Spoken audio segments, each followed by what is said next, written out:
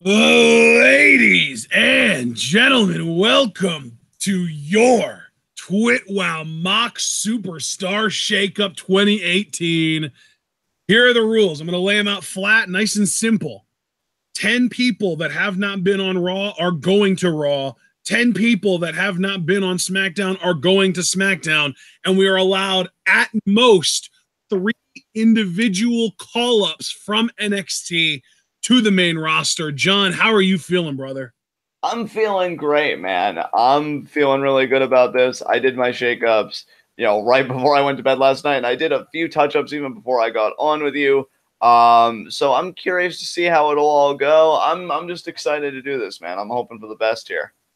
Nice. Yeah, I'm really excited about this. I'm hoping that we are able to get maybe a few more predictions right, because you and I were just talking last couple minutes about how if we were trying to predict, which we weren't trying to predict anything, we were really doing what we wanted to happen more than what we predicted happen, which is what we're doing again this year. But from a predictive standpoint, you and I both got 6 correct predictions last year out of a potential 20. So we whiffed more than we nailed. But again, we weren't really going for predictiveness. We were more going just for kind of the fantasy booking, more what we want than what we predict. And I hope that that's what you did this year as well, because that's definitely more what I did this year. And maybe a little hint of predictiveness in mine a little bit more this year too. So I'm really curious to find out who you got going where. Man, I'm ready to get into this whenever you are. So how do you want to do this, partner? Do we each say like the first person we have going to Raw and just kind of working like through, or what do you want to do? You know what? Since the big names are the ones I want to kind of save for last, try to pay attention. Like, do you have your list kind of sorted from biggest name to least big name, top to bottom? It's kind of scattered, to be honest. Okay. But I think we can make it work. If you wanted to do like least biggest name, I mean that is, I guess in a way, kind of subjective. But I could do the names that I perceive to be the least biggest and then work up to the biggest. So yeah, that's fair. All right. Well, you know what? Let's do what we can, to the best of our ability to try and go from kind of the least big deals and work our way towards the biggest deals. You know what I mean? Okay. All right. So if you have any like lower tier people, like if you have Kurt Hawkins or someone of that level switching sides, I think that would be a good place to start. But I do think that we should start with people going from Raw to SmackDown, because then really the whole thing with Raw is it's the flagship. So that's going to be kind of our main event, is who's going to Raw. But first, let's start with who's going from Raw to SmackDown. The least important name on your list is where we'll start, and we'll work our way up to the most important name. You say your number 10, then I'll say my number 10, then your number 9, back and forth until we both get to our biggest names. Does that sound good? All right, let me just scour my list and see what the biggest name or the weakest name that I have going to SmackDown is. And if you want to go first, you can, but you went first yesterday, so if you would prefer I go first today, it's up to you.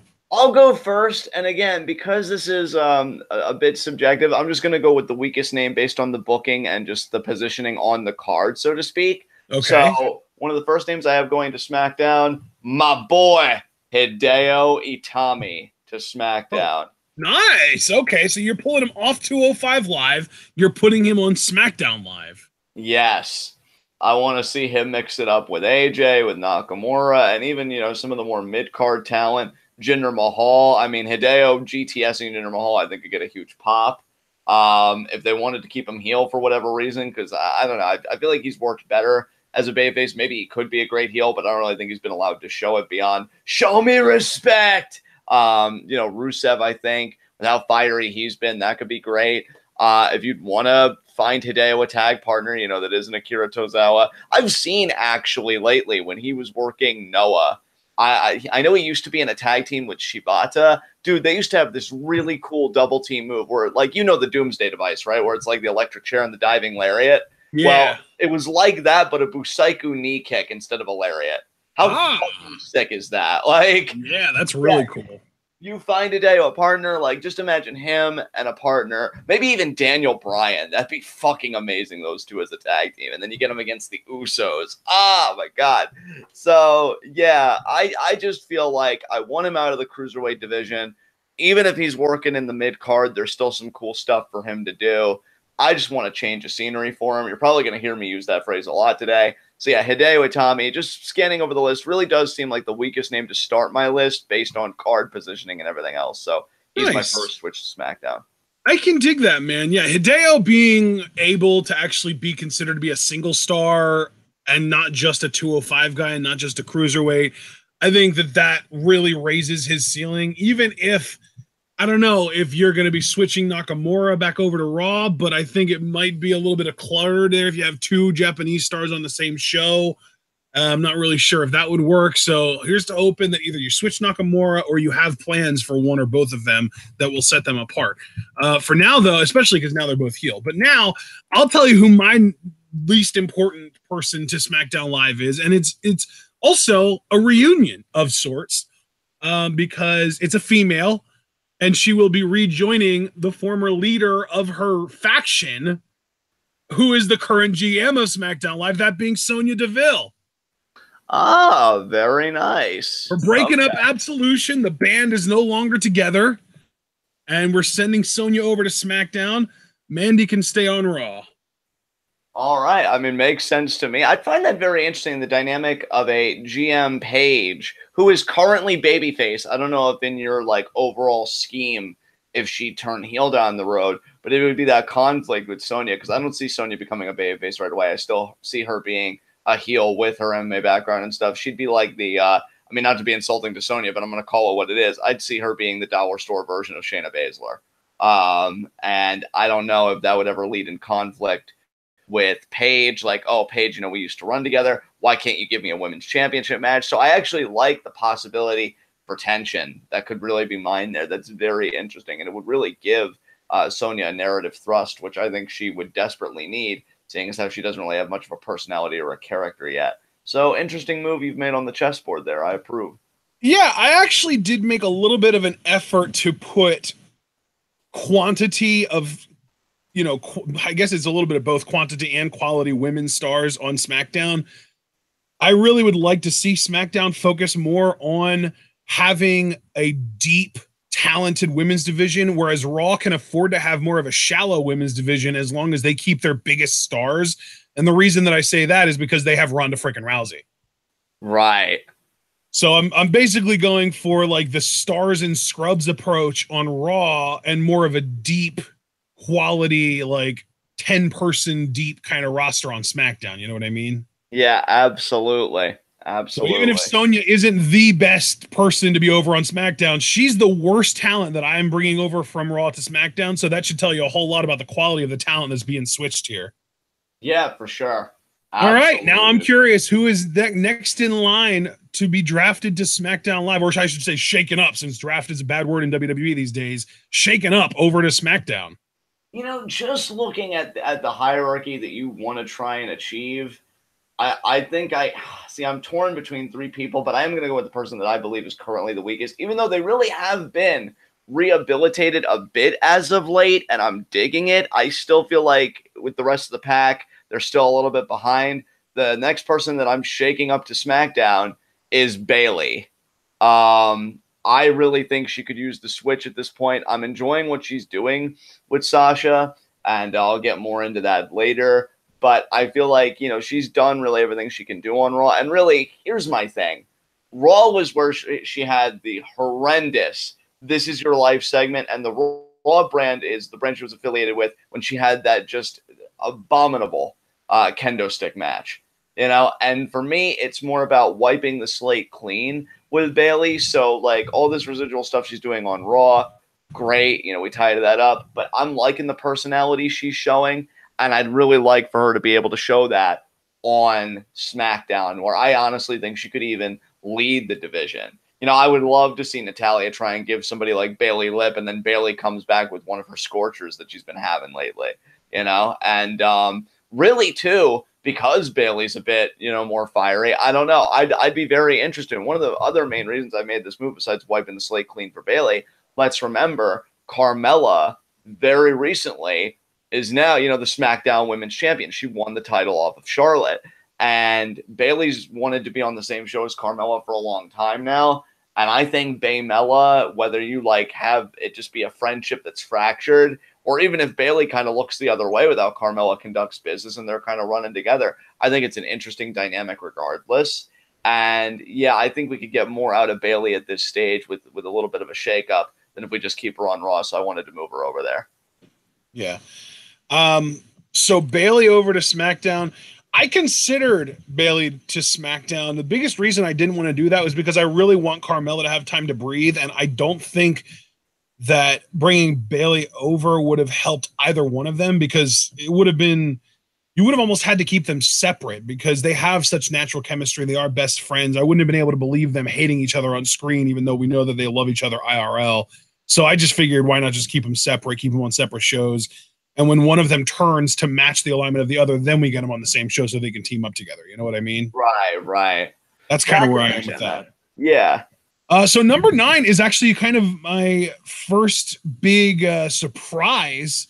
This is somebody that is technically on the Raw roster, but we haven't seen in months, but is now cleared to return. Going to SmackDown Live, Big Cass. Interesting. Let me ask you. I did kind of pay attention to the roles that a lot of these people are playing, and I made sure to replace them with suitable replacements from the opposite brand. So it'll be interesting. You'll see who I replaced Big Cass with on Raw. But for now, yeah, Big Cass going over to SmackDown Live. And I, knowing, like, if this would actually happen, which I could genuinely see this happening, if Big Cass would go to SmackDown Live, I could see them getting behind him the same way they got behind Jinder Mahal, pushing him to the main event. Yeah.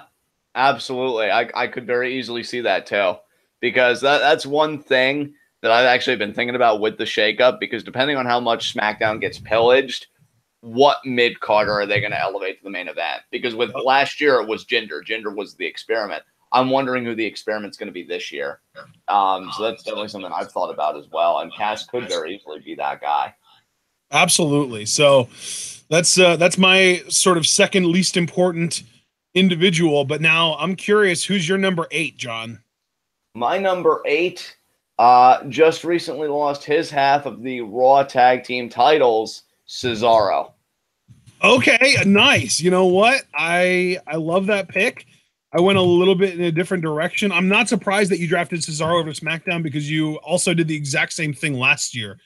And actually, I think you and I both did that last year. Yeah, we both drafted Cesaro over to SmackDown last year. I went in a different direction than that, but I love the idea, and I definitely did something similar, even if it was slightly altered. Yeah. Dude, to me, I'm just going to say what I said last year. I don't want to see Cesaro in a tag team. The bar was better than I thought it would be, admittedly, but I was never really, throughout the entire run, that big of a fan. Because I just always felt like Cesaro, who I think Cesaro's like 34 or maybe even 36 at this point, like, these are the best years he's going to be able to give of his career. And Cesaro is currently 37. 37. See, it's even worse than I thought. Like, he's giving the best years of his career right now in a fucking tag team angle. And to me, he should be having freaking clinics again with Shinsuke, with AJ. Now, I know he's coming as a heel. But to me, I think you could do very simple booking. Maybe he's in a tag match with Nakamura because he says, I'm done with tag teaming. It's time I take my rightful place in the main event, but very arrogant like. Maybe he tag teams with Nakamura in a match against, maybe Bryan and a partner or something. And Nakamura abandons Cesaro and stuff like that. And we slowly build sympathy for him, because I do want him to go back to being a face. I mean, there was a point where the Cesaro section was a good portion of the crowd. And I still feel like there are people that want to cheer for Cesaro that hate, that he's this heel. So I really want to liberate him from those shackles. And I think just shaking him up, getting him away from Sheamus, who, I mean, they had so many matches. I have no interest in them feuding. I want to keep them apart at this point, is the best route to take. And yeah, I just think, you put him on SmackDown and you give him the right presentation and the right booking, the guy could be a main eventer in no time, just taking everybody's breaths away with just instant classics. So yeah, Cesaro to SmackDown for me. I dig it, man. I dig it. So that's your number 8. I have a tag team as my number 8, so it'll technically be my 8 and my number 7 because it takes up 2 slots. I'm shipping the Revival over to SmackDown, brother. Oh, yes. I love it. They definitely need a refresher for sure. Yeah, I want the Revival to really thrive, and I feel like SmackDown's tag team division is a little bit stronger than Raw's, even if the current sort of scope or landscape of the SmackDown tag division doesn't necessarily lend itself to the Revival, just because the champions are these giant crazy monsters and the Revival aren't exactly the types to be beating those guys. I still think that you can put the Revival on a tag team division that includes a lot of very talented teams, and they will thrive. So I'm sending the Revival over to SmackDown. Hopefully, we can get some interesting programs between them and some of the other teams on SmackDown. I'm not going to name any specifically because there might not be all of them that you're expecting on SmackDown anymore in my fantasy world. So now that I gave you my 8 and my 7, I'm curious who your number 7 is. All right, let's see who I've named so far. Okay, I've named him. You've named it Tommy, Bailey, and Cesaro.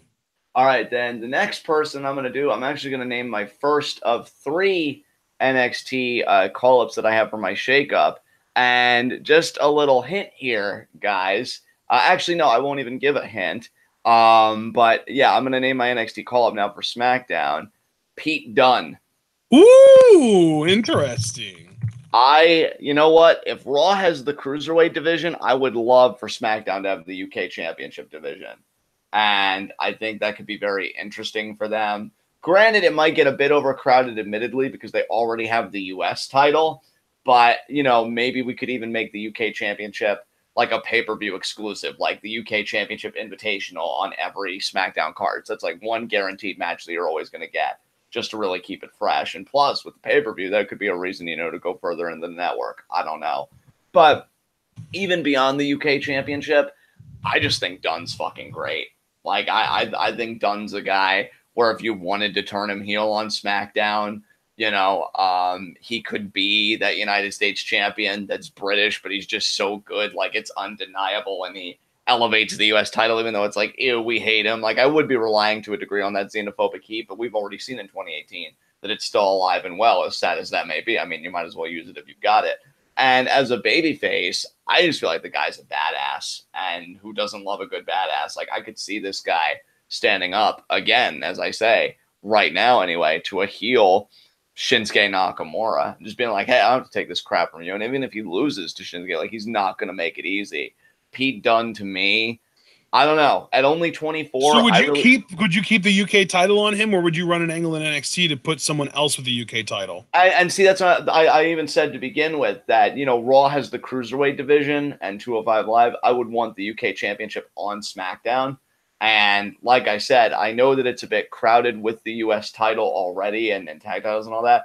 But I even think that we could work around that. Maybe one guaranteed match always on the SmackDown pay-per-view card, you know, side of things, would be a UK Championship Invitational. Whoever the current champion is, there is somebody in the UK division that comes and answers it.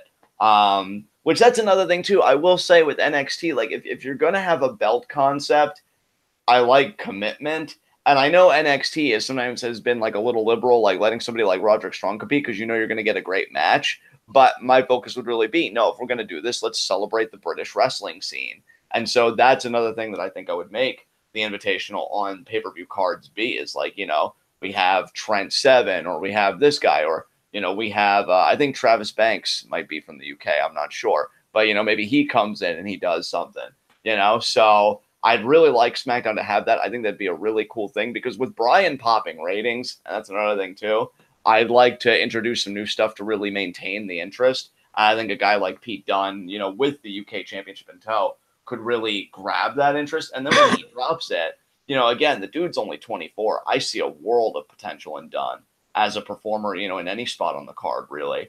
So yeah, I'd be very excited to have him on SmackDown Live. Absolutely. I like that, man. That's interesting. All right. Well, I guess I should give my number 6 now, since, like I said, the Revival were kind of taking up the 8 and 7 slot. So my number 6, I was telling you earlier when you called Cesaro, or I guess not called up, but shook up Cesaro over to SmackDown. I said that I was doing something similar, but a little different.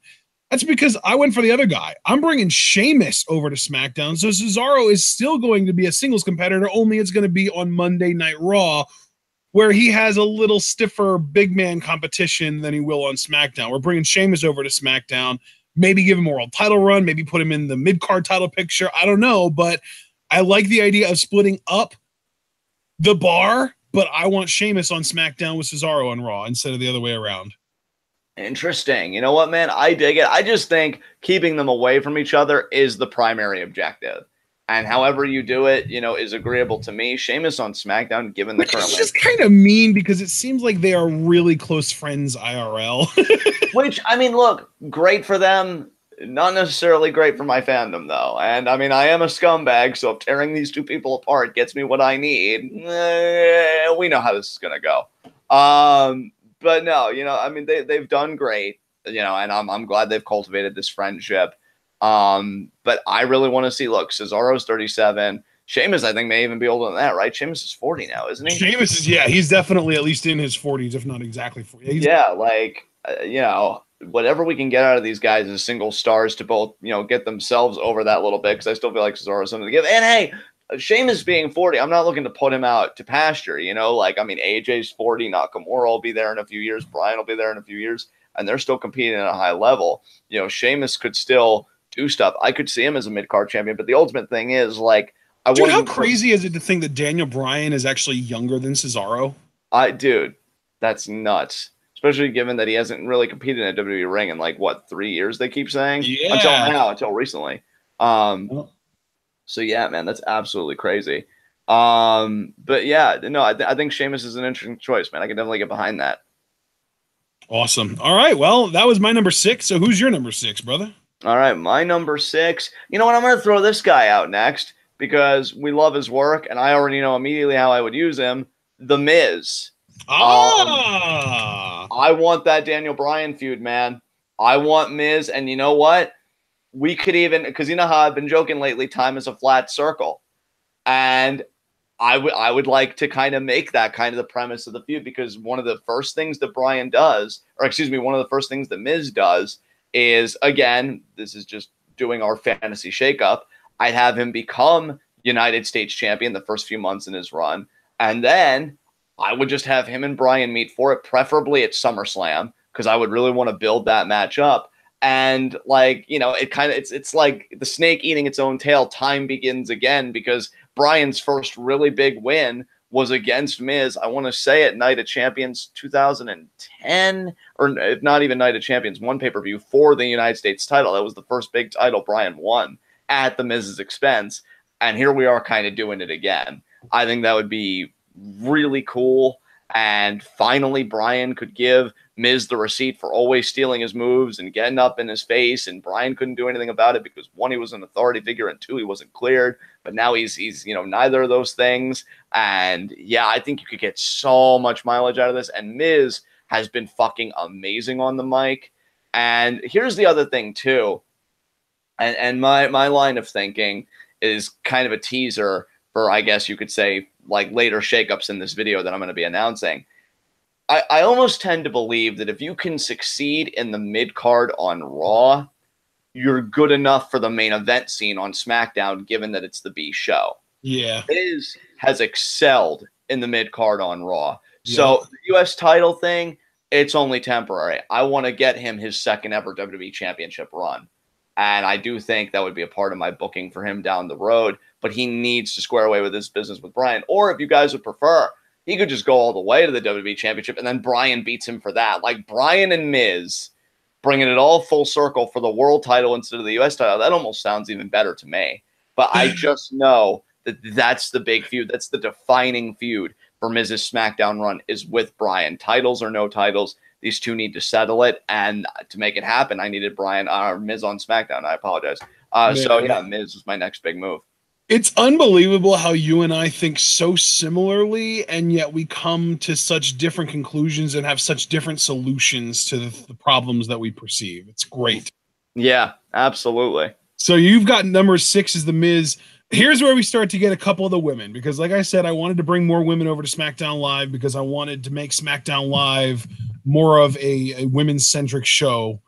And if it was up to me, really, we would just have SmackDown Live be where all of the women are and have the women's division be on SmackDown Live. But thanks to Ronda Rousey, that's never going to happen.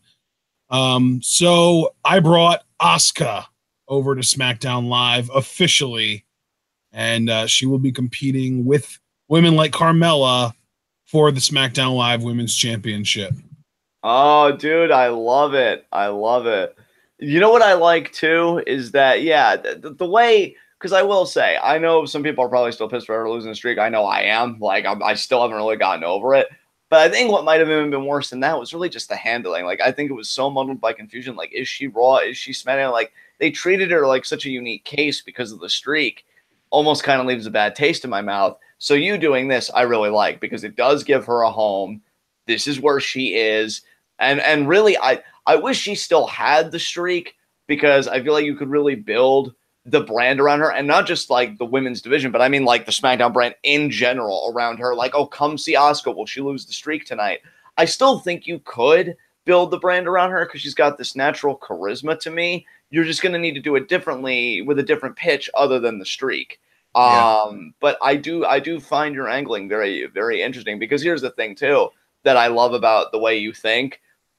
To me, and this is just how I'm reading it, it's so classical, because you look at Carmella, and Carmella's not bad by any stretch, but with how many smarks there are, it's like, oh, Asuka could out wrestle Carmella 10 times over. And I think that's the kind of heel that you want against a babyface like Asuka. Yep, like how is she gonna it's almost Ric Flair-esque. Like, how is she gonna escape with the title tonight when this? Well, yeah, and really, if we can't have Asuka undefeated streak holder, I would be okay with having Carmella cheat to beat Asuka on her first title defense. Then Asuka gets the title from her on the second match. And then we can have Asuka have her NXT Women's Championship run as the SmackDown Women's Champion. Like that exact same type of run where she's just dominant for so long. And then maybe next year we can give it another go at having Asuka with an amazing WrestleMania women's match that doesn't have a fuck finish, that involves her tapping out to some bullshit.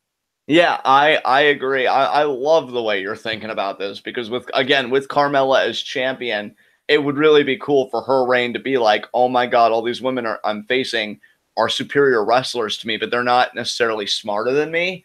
And that's how I'm gonna buy. I think that's really cool, dude. So big ups to you.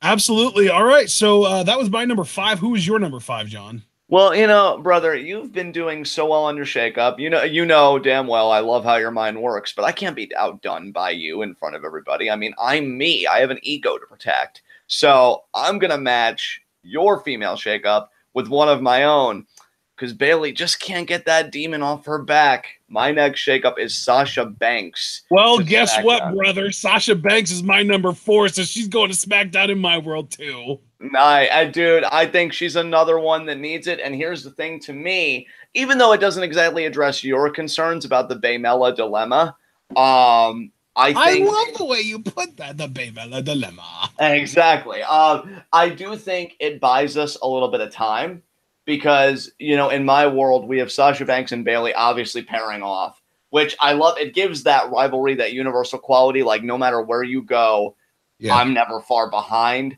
And at the same time, like, I'd want to handle it a bit better than Zayn Owens, although I feel like the stuff they've done recently has just been fantastic, but that's just me. Carmella, meanwhile, is working with Becky, because that's where Becky belongs, is the fucking main event of the women's division. And then I could even see at SummerSlam, because, I don't know, SummerSlam to me is just this big thing. I make it a bigger deal than WWE does, I feel like sometimes. But Sasha beats Bayley, Becky beats Carmella, and then we have like an exclusive where they kind of meet each other, and Bayley just kind of looks at Carmella and's like, rough day for you too, huh? And Carmella just kind of nods, and they walk off together, not really saying anything to Dasha or whoever has the microphone at the time. And then it's like, oh, they're tagging up, they're trying to get back on their feet, and maybe they're even tagging against Sasha and Becky, the two people they lost to just a night prior. It's like a strange bedfellows tag match kind of thing. And, they come up short. Becky, the new SmackDown Women's Champion, let's say that she makes Bayley tap out of the disarmer or something. And Carmella just starts beating the crap out of her. So we almost kind of switch feuds, because Sasha wants to be close to the champion. She's beaten Bayley. She's proven she can beat Bayley now. Now she wants the champion. and Carmella and Bayley, they can pair off and have their feud like, you are my friend. Why the hell did you do this? So and at this point, before any women from Raw have been, or from SmackDown have been shaken up to Raw, at this moment, all four horsewomen are on SmackDown Live for now. Yeah, that's really what it's looking like. And, you know, maybe we'd play with that a little bit. Maybe we wouldn't. But I really want my SmackDown women's division to have compelling narratives. Now, I know I am kind of falling into the same trap a little bit where a lot of them are dependent on the championship, but you can already see that, one, Bayley and Sasha, neither of them are champion. So that's a personal thing. And then we go into another personal thing with just Bayley and Carmella. So we'll have the championship feud, but I'd also like always another feud going on in the background that has more teeth. And so I really want my women's division to be as compelling as possible. You clearly have the same villain with some of our same vision. I said same villain, same vision with some of the shakeups you've made. And so, yeah, I'm really glad that we're both really trying to give our division some depth here because I think they desperately need them. So. Yeah, and dude, while you were talking, I came up with a fantasy booking that makes me really excited. And since I already kind of did give away, like, yeah, Sasha Banks is my number 4. That's official. Sasha Banks is next on my list to get shaken up over to SmackDown. Here is how I would treat the new sort of SmackDown 4, you know, because we've got Carmella, Becky Lynch, and then bringing over Asuka and Sasha as well. Here is how I would handle that. So first of all, Becky Carmella right out the gate. That needs to be the first feud that Carmella has defending her new Raw or SmackDown Women's Championship. And in the meantime, we do Asuka versus Sasha the way we wanted it to happen. Sasha as the babyface, Asuka being kind of a dick heel, Asuka still arrogant, all that stuff. Asuka's still, she's not actually a heel. Neither one of them are technically heels, but Asuka's more the bully role in this feud right now. So they have their little feud. It's all about respect and who the best woman is and all that stuff. Eventually we get to some point in the summer, probably Money in the Bank or Battleground or something like that, where they have a match for the number 1 contendership on the same show that we get Becky versus Carmella for the women's championship. Carmella retains, Asuka beats Sasha, and then SummerSlam main event, Carmella versus Asuka. Asuka wins the women's title at SummerSlam, right? Right. Survivor Series rolls around, we get our 5-on-5 women's match, whatever. And we could even do Asuka versus Charlotte at Survivor Series again in a WrestleMania rematch, because I'm assuming by then Charlotte will probably be the Raw Women's Champion. So yeah, Asuka versus Charlotte women's championship, WrestleMania rematch at Survivor Series, right? Right. Meantime, we can be doing Becky versus Sasha or some other Becky or Sasha versus Carmella or some combination of something along those lines. But here's the important part that I really want to point out that I really get excited about. Asuka gets to Royal Rumble time, right? Right. And we would have a Raw woman win the Rumble. Probably Ronda Rousey, actually. I'd probably just have Ronda Rousey win the Raw women's or win the women's Royal Rumble next year, because she's probably going to be in it. I would just have her win it. Screw it. There's no reason not to. We all know she's main eventing the show anyway. But then in the February pay-per-view, whether it's Fastlane or Elimination Chamber, however that works, Sasha Banks defeats Asuka to become the SmackDown Women's Champion. Now, she doesn't have to cheat to do it. She doesn't have to turn heel to do it. But this is where we basically get a retry at the story I wanted them to do this year, where in order to retain that title at WrestleMania, she does cheat. She does beat Asuka, but she does it in a very dirty way. That's the story for me. And then after that, we can maybe do, after WrestleMania next year, we can maybe do like Becky or something like that over to, and another option I was even thinking about would be if we would post WrestleMania call up next year, Shayna Baszler.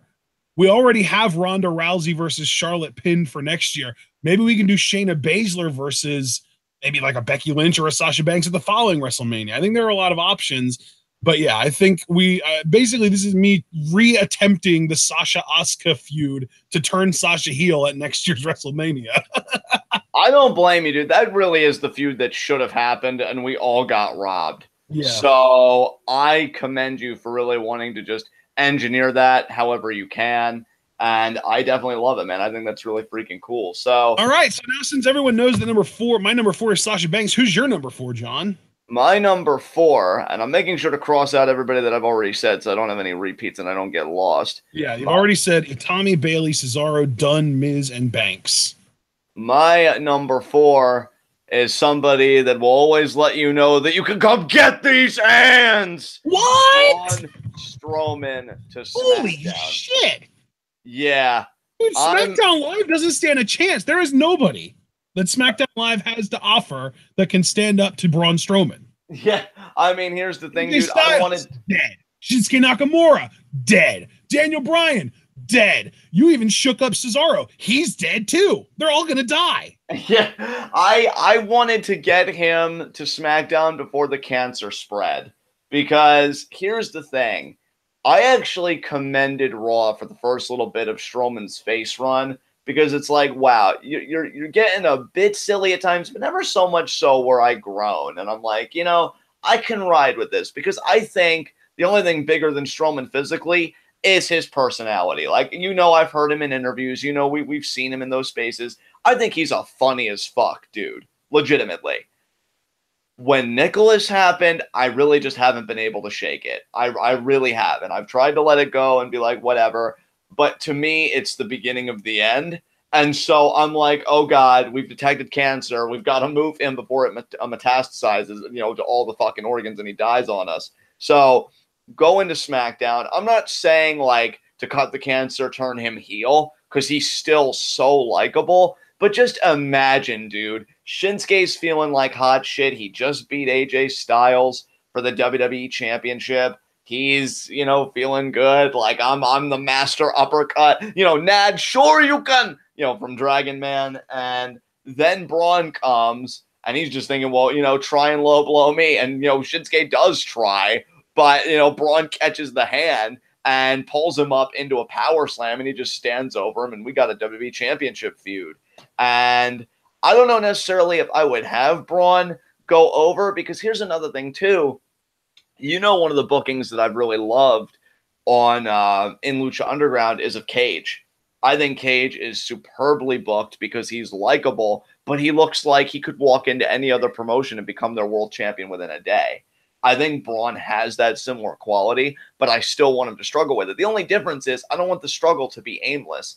I can already tell you at WrestleMania 35, I would have him become WWE champion. You know, I'm kind of switching some of my other, like, kind of dream matches around a little bit to make this happen, because I think Braun's still a hot commodity. I could see Shinsuke just nailing multiple Kinsha's, just trying to get Braun down to one knee, let alone off his feet, period. And it'd be a real struggle, but he gets it done because he's a cheater and, you know, he's a fucking heel now.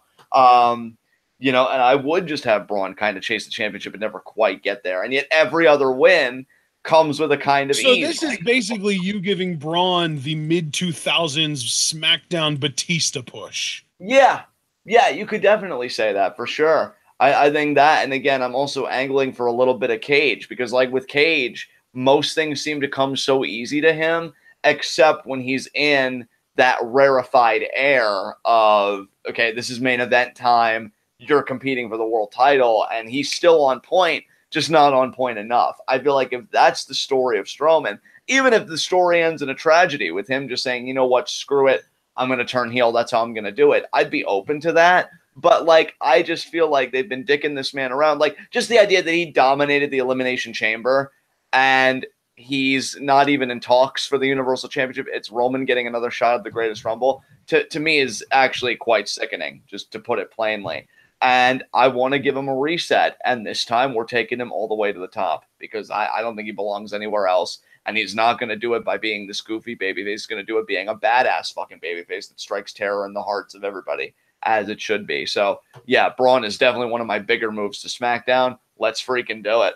One of, holy shit, if he's only your number 3, your numbers 2 and 1 better be Roman Reigns and Ronda Rousey, for Christ's sake. Dude, you'll see. You'll see. All right, man. Well, damn, he was your number 3. Or no, he was your number 4. Jesus Christ. He was only your number 4. You still got 3 people left. God damn. Well, I'll tell you what, man. I'm assuming that this is going to be on your list too, so I might as well just rip the Band-Aid off. My number 3, Andrade Cien Almas. No, actually, he wasn't on my SmackDown. What? Okay, so I'm gonna be explaining that later. Don't worry. But, all right, yeah, I'm glad. So yeah, I am calling Andrade up to SmackDown, and believe it or not, John, here's the crazy thing: Andrade is my only NXT call up on this entire shakeup.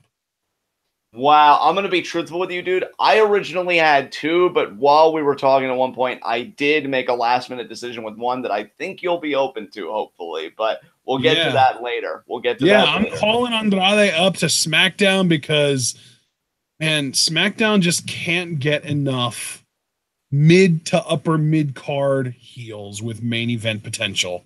They're just too good, man. And I'm counting Zelina as like a package deal with Andrade. Of course. We talked about that even before we made our list. Absolutely. Right. So yeah, Andrade is going to be on SmackDown, and even just looking at the people that I've called up so far, I mean, I wouldn't mind Andrade feuding with Sheamus or Big Cass, get the bigger guys out of the way. But really, everyone knows the reason that I called him up was for the dream feuds against Nakamura and Styles, right? Yeah, absolutely, dude, for sure. All right, man. So now I'm curious who your number 3 is, since Andrade was my number 3. My number 3 is going to be a man that really doesn't care too much for Roman Reigns because he believes there's a conspiracy. You too, huh? Yeah, Samoa Joe to SmackDown. You have him moving to SmackDown as well? So, yep, Samoa Joe was my number 2. Yeah, that's correct. Yep. I'm just going to be truthful. It really kind of stems from what I said last night on 5v5. Look, as long as the Universal title picture is Roman Reigns and Brock Lesnar playing hot potato with the Universal title, and it's not even so much hot potato because Roman's probably crying in a corner that he hasn't gotten his turn yet. You know, Joe is never going to get there. And even if Reigns is champion, Joe still isn't going to get there because Reigns is the priority.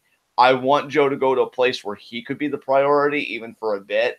And so I think him to SmackDown would be cool. And hell, you know, because to me, SmackDown, the funny thing about SmackDown is, and I kind of thought about this with some of my decisions, not all, but definitely some, is I look at SmackDown at times as a kind of Petri dish where they're really open to experimentation. I mean, come on, dude. There's no greater evidence of that than the Jinder Mahal push. You know, I think SmackDown has an open-mindedness about it that's both a gift and a curse. But if you know how to wield it, I think you get gifts more often. And so, you know, why I'm saying all this is I could see SmackDown being a place where maybe we could experiment with Samoa Joe as a babyface against a very heelish Shinsuke Nakamura.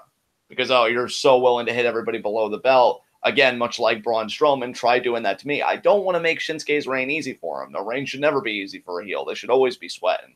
They should always, you know, come away from it in the end. That's how you get the money. That's how you get, you know, the whatever. And Joe, I think, could be another big part of that. I love him on the mic. I love his natural intensity. The guy, I think, consistently is some of my favorite promos every year. You know, so he's a talker as well as just an in-ring performer. And I think he would bring nothing but good things to SmackDown Live. So, yeah, Joe was actually a very easy choice.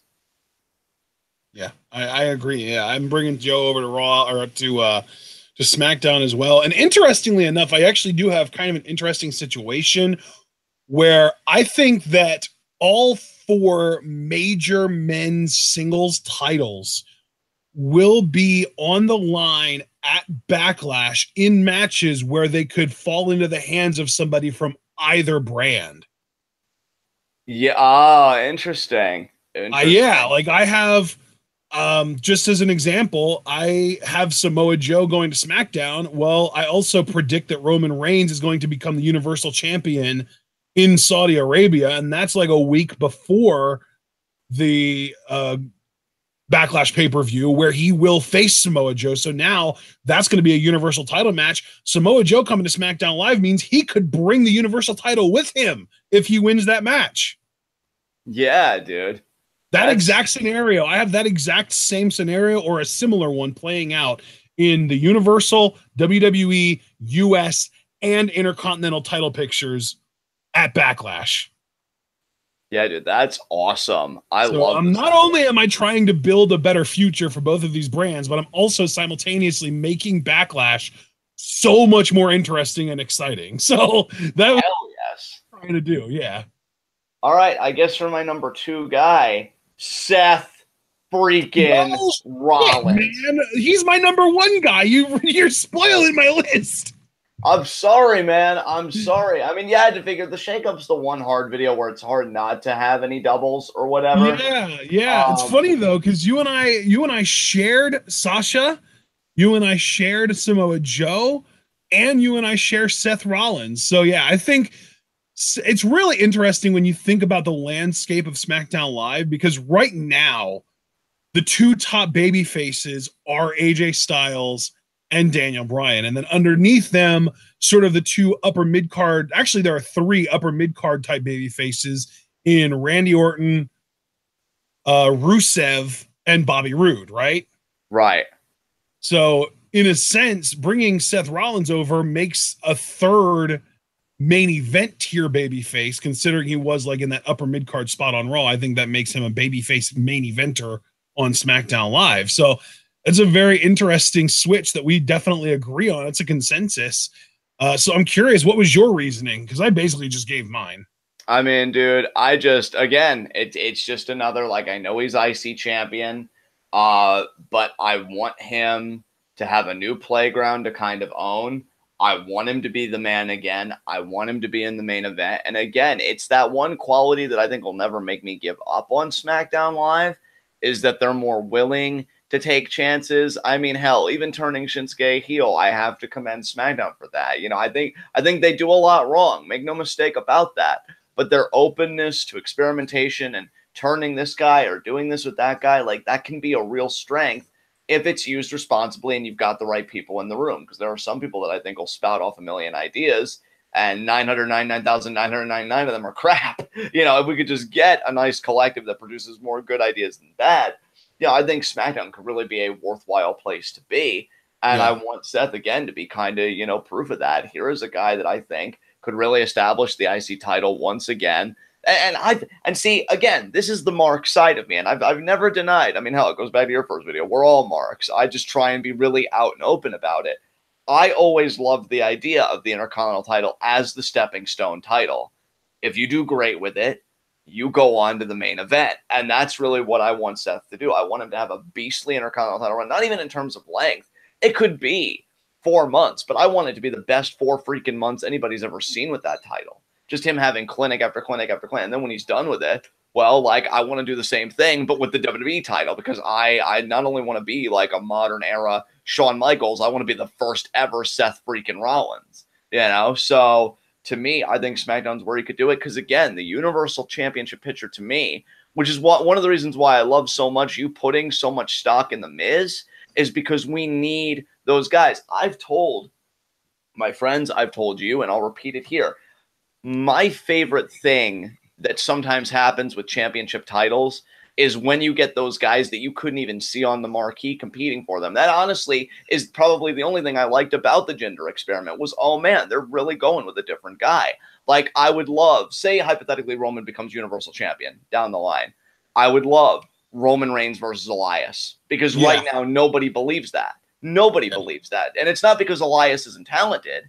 It's because they know that the Universal Championship is monopolized by the likes of fucking Brock Lesnar, Roman Reigns, and so on and so forth. So Braun and Joe, yeah. And like when you inject an Elias in there, you know, it's like, holy shit! Like, can he actually win? Because it's not often, you know, they go out on a limb like this. Are they going to commit? And whether they do or not, you had me look for those few moments. And you know, with SmackDown, I'd like it to be something similar. You know, get Seth back in that WWE Championship picture, and then the people he defends it against. You know, maybe it would be like a Baron Corbin, like, oh, he's getting a one-on-one shot now. He's not in a multi-man match. It's him and Seth. You know, what can they do together? Or this guy or that guy.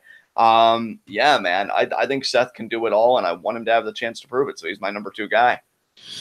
Well, like I said, he was my number 1 guy. So now who's left on your list, brother? Oh, man. You know, it's so crazy because I'm not even necessarily the biggest fan of this guy, but I always feel like I've had a very passionate vision for him, especially as of late. My number 1 SmackDown guy, and hopefully my future top heel, Dean Ambrose, is my number 1 guy. I want him to feud with Seth immediately. And that's one thing. I knew, you know what? Seth, incredible guy, but I want him to have personal stories. Remember, I said to you very recently, Ashton, in fact, I think it was for 5v5s even, the last really great story that Seth had that didn't involve a championship was Triple H. And like, even though this will involve a championship, in a way, I almost want it to be like when Ric Flair and Triple H feuded in 2005. Like, yeah, the Intercontinental title's a part of it, but it's really like marginal to everything else going on because there's all this history. And you've already heard how I would paint the Dean Ambrose heel turn. He, says, you and I had that miscue, and that's why I got injured because you hit me, off your suicide dive. And then when I got assaulted by Joe in the bar, you didn't do a damn thing to help me, which of course is false because Seth got beaten down too, but heels are never really logical. And then when I'm sitting at home, my arm in this sling, I see you win our Raw Tag titles with Jason Jordan. And of course, that's going to elicit boos with how he's hated. And he said, at that moment, I was seething because against my better judgment, because you knew how long it took for Ambrose to forgive Rollins. Like Rollins would try and try. Against my better judgment, I gave you that chance, Seth. I really believed all the crap you were spewing, that you were a better man. Well, now I'm going to make your life a living hell. But obviously, Dean's like, off the fucking deep end and stuff like that. And, he feels like he has an axe to grind. And, it at first becomes about the Intercontinental title. But then I honestly feel like I would even have their future matches, as weird as it may be just non-title because Ambrose doesn't care about that. He honestly, if he wins the Intercontinental title, Seth Rollins still goes to work the next day. He wants to take Seth out. He wants to hurt Seth Rollins. And yeah, I think this would be one of the marquee matchups I would have at SummerSlam would be Rollins Ambrose. And if I could have it my way, maybe even have it be a kind of 3 stages of hell type match, and I would even do it in the style of like a Stone Cold Triple H with a few changes. Like first match would just be 1-on-1. So the Rollins could really show that he's the better quote-unquote wrestler. But then you have a cage match for your second fall. And, Dean Ambrose is more like that hardcore guy, so that's more his element. And then the third is just, this I Quit match. And they can just really beat the shit out of each other. So, yeah, Ambrose, to me, I want him to be the top heel. After Seth, I could see him feuding with AJ Styles again, but with the roles completely reversed because their first feud with AJ as the heel. It was fun, and I actually credit Ellsworth a lot for that. But I would like to see how they could do it again with Ambrose as a heel. So, yeah, I think you could get a lot of mileage out of the dude, and I'm making some big plays with him because I know he's sharing a space with Nakamura, which could be a risk, but I'd really want to see him be that top heel that a lot of people would want to see get his ass beat. So, yeah, Ambrose is my number one guy. Wow. Man. I did not see that coming, mostly because I was just convinced that you wanted Ambrose on Raw to go after the Universal title when he came back as a heel. But shit, man, you're basically taking everything that I thought you were going to do with Ambrose on Raw and just moving it over to SmackDown. But the thing that I'm wondering about, though, is we've got, you know what? Never mind, because you might be switching someone over to Raw that I'm not taking into account. So that's perfectly makes sense to me. Man, so just to sum things up, on SmackDown, you have Hideo Itami from 205 Live, Pete Dunne from NXT, and then Bayley, Cesaro, The Miz, Sasha Banks, Braun Strowman, Samoa Joe, Seth Rollins, and Dean Ambrose from Raw. All SmackDown Live. Those last 4 names, dude, are freaking incredible. Like, you're basically saying fuck your face to Monday Night Raw by taking those 4 names off of it. And you would think that, and I could understand if everybody else thinks that, but I hope when you guys see what I did with Raw, especially one guy that I'm now thinking about a lot of the stuff that I said, and I would have to make major revisions, but we'll get to that. I don't think I did Raw dirty at all, honestly. In fact, I think I gave Raw a lot of good shit, even if only for the short term being 1 calendar year. I think you could get a lot out of it. So do you want to open up with Raw here? Who was the first big person you got going to Raw? Yeah, well, just to recap mine, because I did just recap yours. I wanted to go over mine as well. Yes, of course.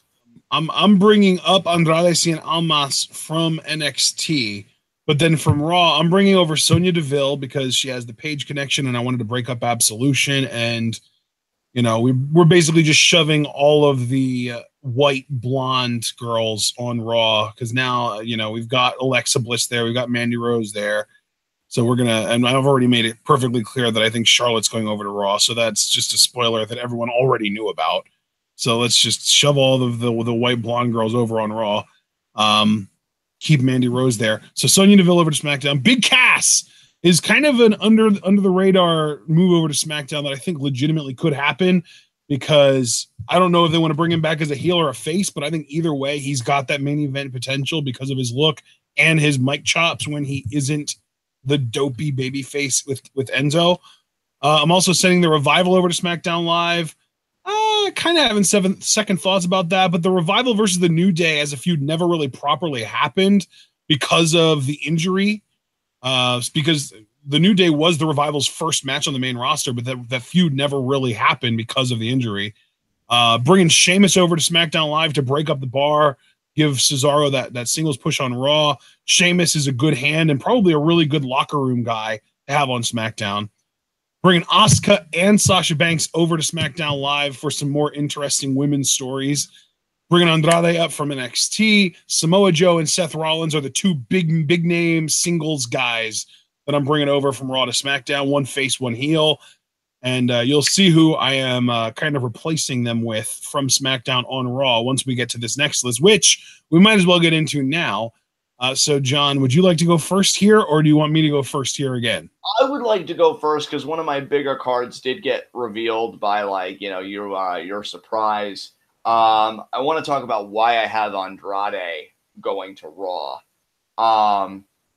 Because he's one of two NXT call-ups that Raw is getting. So I'm actually giving Raw more NXT call-ups than SmackDown because SmackDown. Yeah, because SmackDown just got done. Where would you rank Andrade as far as importance on your Raw sort of roster now? If I'm being objective on the Raw roster, let me look at my list again, actually, to really adequately answer that question. Maybe like third or fourth most important, maybe? Yeah, probably, because I'm looking at these names, and I definitely feel like he's more important than some of these names, but other ones, again, like, I feel like I gave Raw a sweet deal here. Again, one that I didn't really even think, like, all the way through with all the stuff I was talking about SmackDown, so I admit major revisions that have to be made, but I still think Raw, you know, deserves this, because I didn't want to totally screw them over, and I mean that sincerely. But with Andrade, the logic to me is very simple. You guys all know I love him to death, so you're probably thinking, like, why are you not doing SmackDown now? Because I thought about the career of John Morrison, and I feel like they did it totally backwards. Because with John, they started him out on SmackDown, you know, tag titles, this and that, but then when he really became a big singles guy, Raw had a few Intercontinental Championship runs, then ECW, became ECW champion. But then the big thing here, see, now if I could rewrite history, I would have had him on Raw and had him be like that solid mid-carder to upper mid-carder again. Only, you know, again, as John Morrison, which I feel like was better than the whole Nitro because he didn't have Molina and all this other stuff. And then send him to SmackDown where he would have his main event push and he would have been World Heavyweight Champion. They did it backwards with him because they sent him to SmackDown. He won the Intercontinental title off Mysterio. He held it a few months. He challenged for the world title a few times. And then just when I felt like he was right there, ready to be that main event guy and be world champion, they called him to Raw. It was a reset, all that other stuff. And it was like he had to start from the mid-card all over again. Start from the beginning.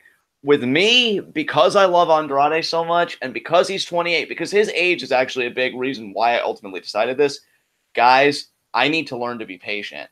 And we have got time. If Andrade does really well in the Raw mid-card, and I said it about The Miz, right? You do well in the Raw mid-card, you can be a SmackDown main event guy easily. And I do want Andrade to be that SmackDown main event guy because, again, the Universal title, until it shows me differently, that's never going to be Andrade's spot. I would love for it to be, but just no, it's not going to happen right now. I would love for Andrade to be a defining, and I'm going to kind of give away something here, and I almost had to out of necessity, a defining United States champion. Because if I have Seth going, like, obviously taking the IC title with him. So, you know, to me, Andrade has the U.S. title. He runs with it. He dominates. He shows what a brilliant performer he is. Then by next year's shakeup, he'd only be 29. Hell, if you'd even want to give him 2 years on Raw, by then he'd still only be 30-something, then you send him to SmackDown. That's still really young to have a great main event run and be one of the defining phases of the brand. I don't want to fuck him over on this. It's hard. It's hard because I want everything immediately. But, like, if I really care about him and his future, and if I really care about, like, the fandom, I don't want to exhaust all that. I don't want to leave him, like, as a man without an island. You know, like, where do I go from here? What do I even do? Let it be a gradual build. Let them show everybody that him and Zelina own and they dominate. And then he goes to SmackDown, and then we can get some of the dream matches. And given some of my shakeups, we can even get some of the dream matches now. But then, you know, he can have the other dream matches on SmackDown, and he'd still have so much to give the Blue brand, you know, if everything goes well, of course. But, you know, treating that as such, he'd still have a lot to give the Blue brand. And so for me, I'll use one of my favorite sound bites that I got from you, Ash, and I've been using it ever since. To do Andrade right, I have to recognize that proper professional wrestling is a marathon and not a sprint. And I'm doing the marathon with Andrade. So that's my logic there. Wow. I love that, dude. I wish I would have thought the same way that you did, but I don't really have the experience to draw from being a hardcore fan of somebody like John Morrison that got done the way he got done. So, right. Man. Doing it right this time. How well thought that decision was. I'm telling you, dude, that's you know, no spoilers, because I feel like you always kick my ass on these. That was my most well thought pick, easily. And not just because I felt like I was subverting everybody's expectations, but because, no, like, I really do believe you succeed in Raw mid-card, you can be SmackDown's main event. Like, I almost feel like they've proven that in a way. Not necessarily with Jinder, because I don't even really feel like he succeeded in Raw's mid-card there. But it just seems like, yeah, if SmackDown's the B show, then just necessarily Raw's mid-card should be SmackDown's main event. You know what I'm saying? So you have Andrade dominate there. He can carry the other one with ease. Like you and I already know he can, but I want him to be a proof of concept first on the flagship show. So with that said, I just want to give my explanation because I did get outed a bit early because you were just like, what? Andrade's not on SmackDown? That was my rationale. I'm curious what your first big power play, though, for Raw is. I'm sorry. Repeat what you just said. I said, who's your first big power play for Raw? Well, he's definitely not what I would call or not even he. It's definitely not what I would call a big power play because I'm still trying to stick to the whole, like, least important to most important format. You know what I mean? Right, right. So my number 10 and the least important person that I'm sending over to Raw from SmackDown is, since we've got a trend of keeping all of the white blonde women on Raw, let's just send Natalya on over there as well. Oh, yes, dude. Wait, let me just check my list because I know I did make some changes. Oh, no, I did. To make a different move, I didn't have Natalya on there, so that's all you, dude. But I am happy you're taking out the trash. Yeah. Well, I wouldn't even necessarily call it taking out the trash. I just want to really, honestly, it's more a way to just kind of offer up sort of cannon fodder for the power players on Raw. Like I told you, I want Raw's women's division to be more of stars and scrubs is the trend that I wanted to roll with on Raw. Stars and scrubs. So we've got your stars, you've got your Ronda Rousey. You're going to have, Bayley is staying on Raw in my world. So she is what I would consider to be a star, considering how ridiculously over she was in NXT. That's her ceiling, as far as I'm concerned, is literally most over woman on the roster.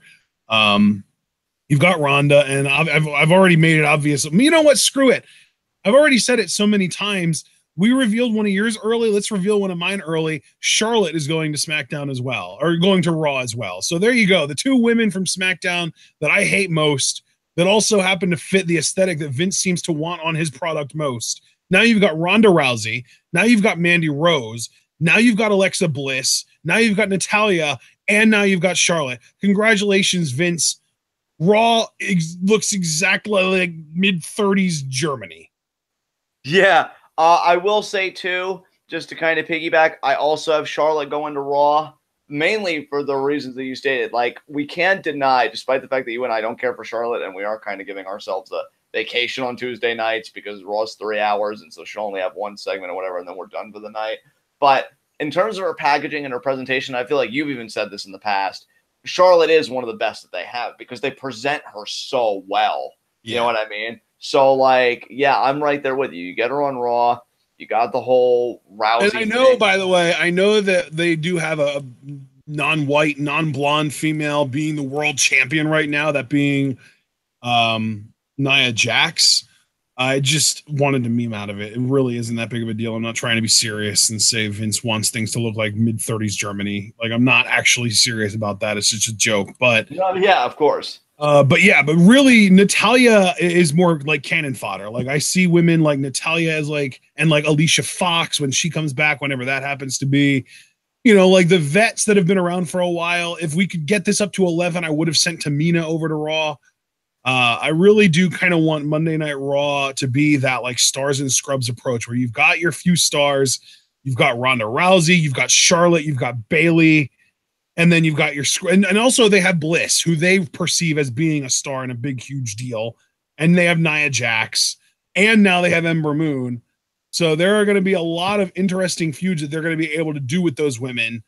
And obviously, Ronda is going to get her feuds in as well. And I think another big reason that I wanted to send Natalya over to Raw is because I think that she makes sense as a Ronda Rousey opponent at a lesser pay-per-view. You can feed Natalya to the Ronda Rousey machine, then you can feed Bliss to the Ronda Rousey machine, and you work your way up to Charlotte eventually, after Charlotte takes the title off Nia.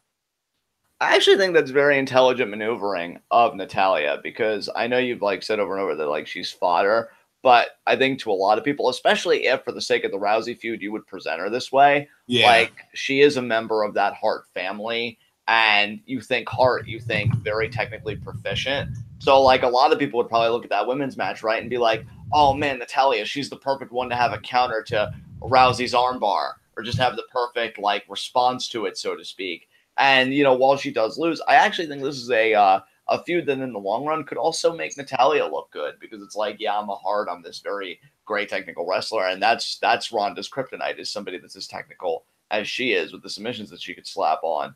And yeah, like, I think that'd be a very interesting dynamic for a lesser pay-per-view. And, you know, I just think, again, that's very intelligent maneuvering on your part. Well done. All right. So now you already know two of the people being brought over to Raw from SmackDown on my list, and we only know one of yours, that being Andrade. So who is the least important person now that you're sending over to Raw from SmackDown? I'm curious. The least important person, you know what? Just based on like him just being in this kind of limbo or whatever, the least important person I have, although I will say I already admitted that like Charlotte is going to Raw for me as well, because you did admit that, so I will admit that well. But I guess I won't talk about her just yet, as of yet, because I do think she's more important than this person.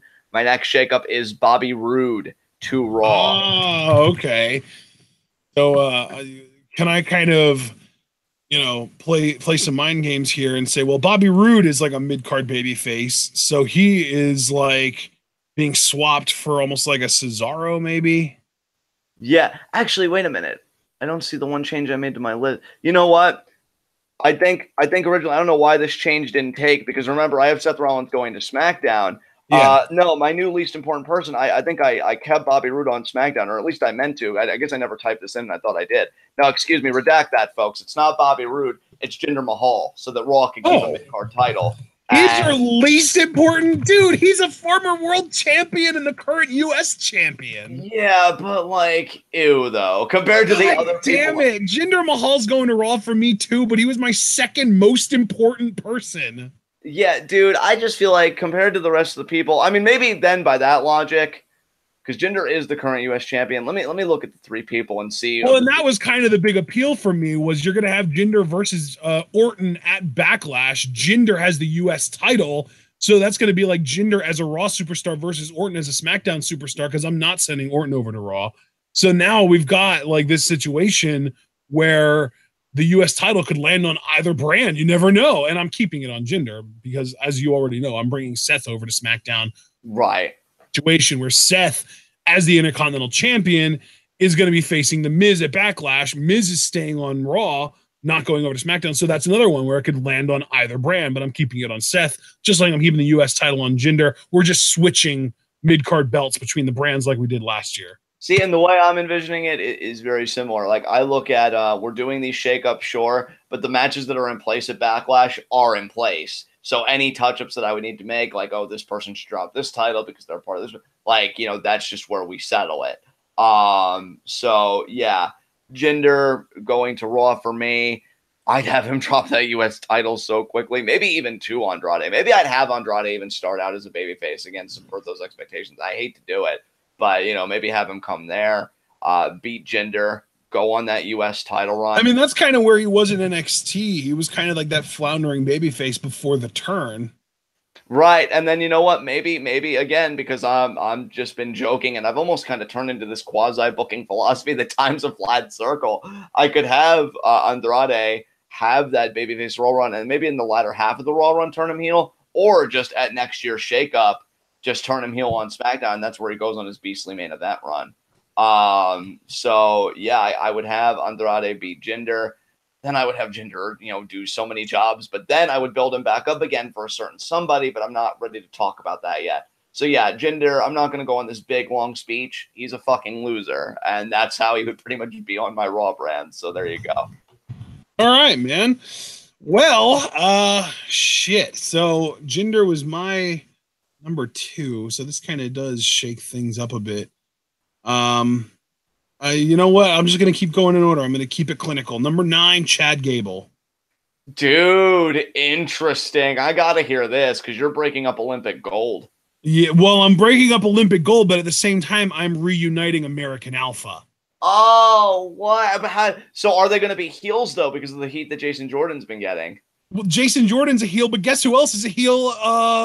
Chad Gable is also a heel right now. Yeah, he is also a heel right now. Yeah, so we're going to literally get a recreation of American Alpha's NXT run on Monday Night Raw, because they started as heels, but so damn good, people fell in love with them, and they were forced to turn face. The goal is for them to be a place where people want them to be champions by WrestleMania, so we can put the titles on them and get the big WrestleMania moment for American Alpha that we never got while they were on SmackDown.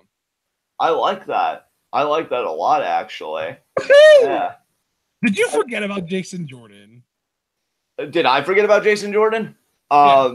No, he's actually been on my mind. I don't even really know where he would fit in my scheme, especially because he's hurt right now, and I feel like they're about to pull the trigger on him and Rollins feuding. So, but I'll be interested if he gets shaken up, or if he stays, what he's going to do when he comes back. Because, yeah, he is just getting so much heat.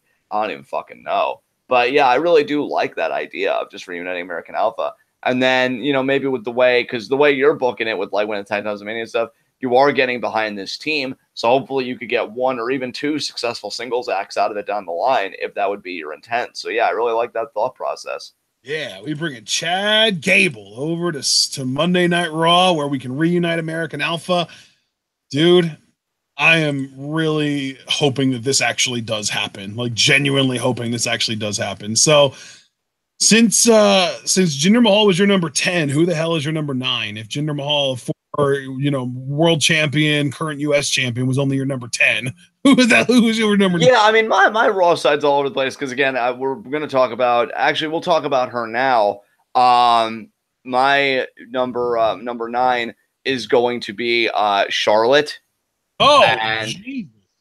Yeah, I mean, again, partially because you are loading Raw the hell up, and these are the least important call-ups. Oh, dude, I feel like some of the people that I'm giving to Raw, Raw should be thankful, especially the person that I'm going to talk about. I think I'll probably talk about him second to last, honestly, because I think it's only fair. But in my mind, second to last is even better than the guy that is going last, if I'm truthful. Yeah, Charlotte. Again, we cannot deny, despite the fact that you and I don't like her, and I know some people in our chat don't like her, in terms of the presentation and the packaging, she is presented as the best female competitor, especially after beating the streak. Yeah, that's the thing. You have Charlotte, Alexa Bliss, and Ronda Rousey on your brand. At that point, everyone else feels like fire. Everyone else just gets fed to those 3 women because they're just that damn OP. Exactly. Oh, and by the way, I've been watching the occasional WrestleMania and post-WrestleMania SmackDown and stuff like that, reviews and reactions and stuff. And it seems like the sentiment that Charlotte is literally female Roman Reigns has increased since she broke the streak. Oh, thank goodness. Maybe one day people will come more on our side of the fence and be like, wow, she's terrible. I could see that happening. Maybe. I mean, if she keeps getting over pushed and she keeps botching in matches and shit, yeah. But I mean, the end game here is obvious. Keep a damn mic away from her mouth. That's all I ask. Yeah, I mean, the end game here is obvious. I actually do agree with WWE's marketing machine on this. I wouldn't have a main event because that's my thing is like if you're gonna have a WrestleMania women's match main event the show, it can't be like this normal regular ass one-on-one match between two big name women. It's got to be like for all the like if they could get Shayna Baszler, Ronda Rousey, Marina Shafir, and Jessamine Duke versus Becky Lynch, Charlotte, Bayley, and Sasha Banks. That is WrestleMania main event worthy, not this bullshit one-on-one championship match level garbage. Yeah, dude, because you already know how I feel about it. And again, I am colored by bias here, but if you are seriously going to have the WrestleMania main event for women be shared by only Charlotte and Ronda fucking Rousey, I say again, what a slap in the face to Bayley, Sasha, Becky, and everybody else that said Asuka, you know, and everybody else. The streak was sacrificed for this bullshit. Yeah, exactly. And everybody else that said sincerely because they love this business, I can't wait for the day that the women can main event a WrestleMania. And they all like exhausted their bump cards to make it fucking happen for these two fucks. Not on my watch. You can do Charlotte and Ronda Rousey at Mania. Ain't gonna main event. No way. In fact, just out of spite, I might make that my opener, but I don't even think I'm that petty. But yeah, the end game here is pretty obvious, at least in the short term. Yeah, Charlotte versus Ronda Rousey. Let's do it. And it's Charlotte. Like, I really don't even need to go into a detailed explanation. It is what it is. I'm going to hand it back over to you, brother. All right, man. Well, next up on my list, it's Rusev Day. Yes, so many people are concerned about him, but I think this would be a pretty good move for him, honestly, at this point. So what's your vision for him here? Bringing Rusev over to Raw as a babyface, which is a really interesting take because he's never been on Raw as a babyface before, and he's only been in existence as a babyface for like a month or two, if that. But I definitely think that he could be a U.S. champion, since I also told you that I'm planning on bringing Jinder Mahal over, since you kind of have him coming over to Raw. We both do. I've got Jinder coming over to Raw as well, and I want a heel Jinder versus face Rusev feuding for that U.S. title. I want a face U.S. title run from Rusev, and I never switched The Miz over to SmackDown like you did, so we can get face Rusev versus heel Miz. That is an interesting dynamic right there. Oh, dude, my only concern about that, like, I love the idea of the feud. I just feel like Miz would scorch him on the mic, honestly, because when Miz gets into it, he's so charismatic and he's so good at improv comedy on the mic, though. I mean, the Miz obviously would do a lot on the mic, but I think you're underselling Rusev's mic skills, honestly. Like, I wouldn't expect that from you, but I really do think you're selling him short here, man. I don't know. I just feel like Miz always has a tendency, like when he has his back in a feud, to go for the jugular. And I could see him saying something like, come on, Rusev, you know, at the end of the day, you're nothing more than a catchphrase or something like that. But like his style of delivery would be one where I could see it eliciting that, oh, from the crowd. Now, could Rusev retort? Probably, because I do agree, like his improv skills are fantastic. I do worry about that mic matchup just a little bit. But I still, though, not enough to dissuade me from doing the feud. The feud should happen. Like, I just love the very idea of it. Especially if, because here's the thing, too, even if Miz scorches Rusev on the mic, which you don't think would happen, and I'm a bit tentative it would happen, but even so, like, Miz knows how to do business. Like, when they get in the ring, exactly. So I think Miz would give Rusev a lot of credit in his promos as he's talking about how he is the best and deserves everything. Exactly, yeah. And so, no, I love that idea, man. Absolutely. Because I feel like Miz wouldn't like go after Rusev for being like a foreigner or anything. I feel like Miz would go after Rusev for other reasons. Like, oh, you're this big hairy man, or you know, you have no sense of fashion or something like that. I feel like Miz knows what to attack that won't reduce the credibility of his opponent. And I think he's one of the best in the world at that right now. And Rusev is just a charismatic son of a bitch that can pull it off. So that's definitely, I think that would be a really interesting feud. I mean, just having a Miz TV with Rusev and the wives at ringside. Like we have Lana and Maurice out there too. Like we could even set up for a WrestleMania mixed wrestling match, a mixed tag match. Why is that so hard for me to say? A mixed tag match between these two teams. You could have Rusev and Lana versus Miz and Maurice. That could be really interesting too. And Miz could lose that match and have the excuse of, well, of course I lost. I didn't get any sleep last night. My daughter was crying. Rusev doesn't have a daughter. He doesn't have that disadvantage. Yeah, yes, dude. Absolutely, man. I love it. I love it. So that could be a lot of fun. So yeah, Rusev is next up on my list to go to Raw. Who's number 8 for you, brother? Oh man, it's been harder for me to decide like a pecking order, but you know what?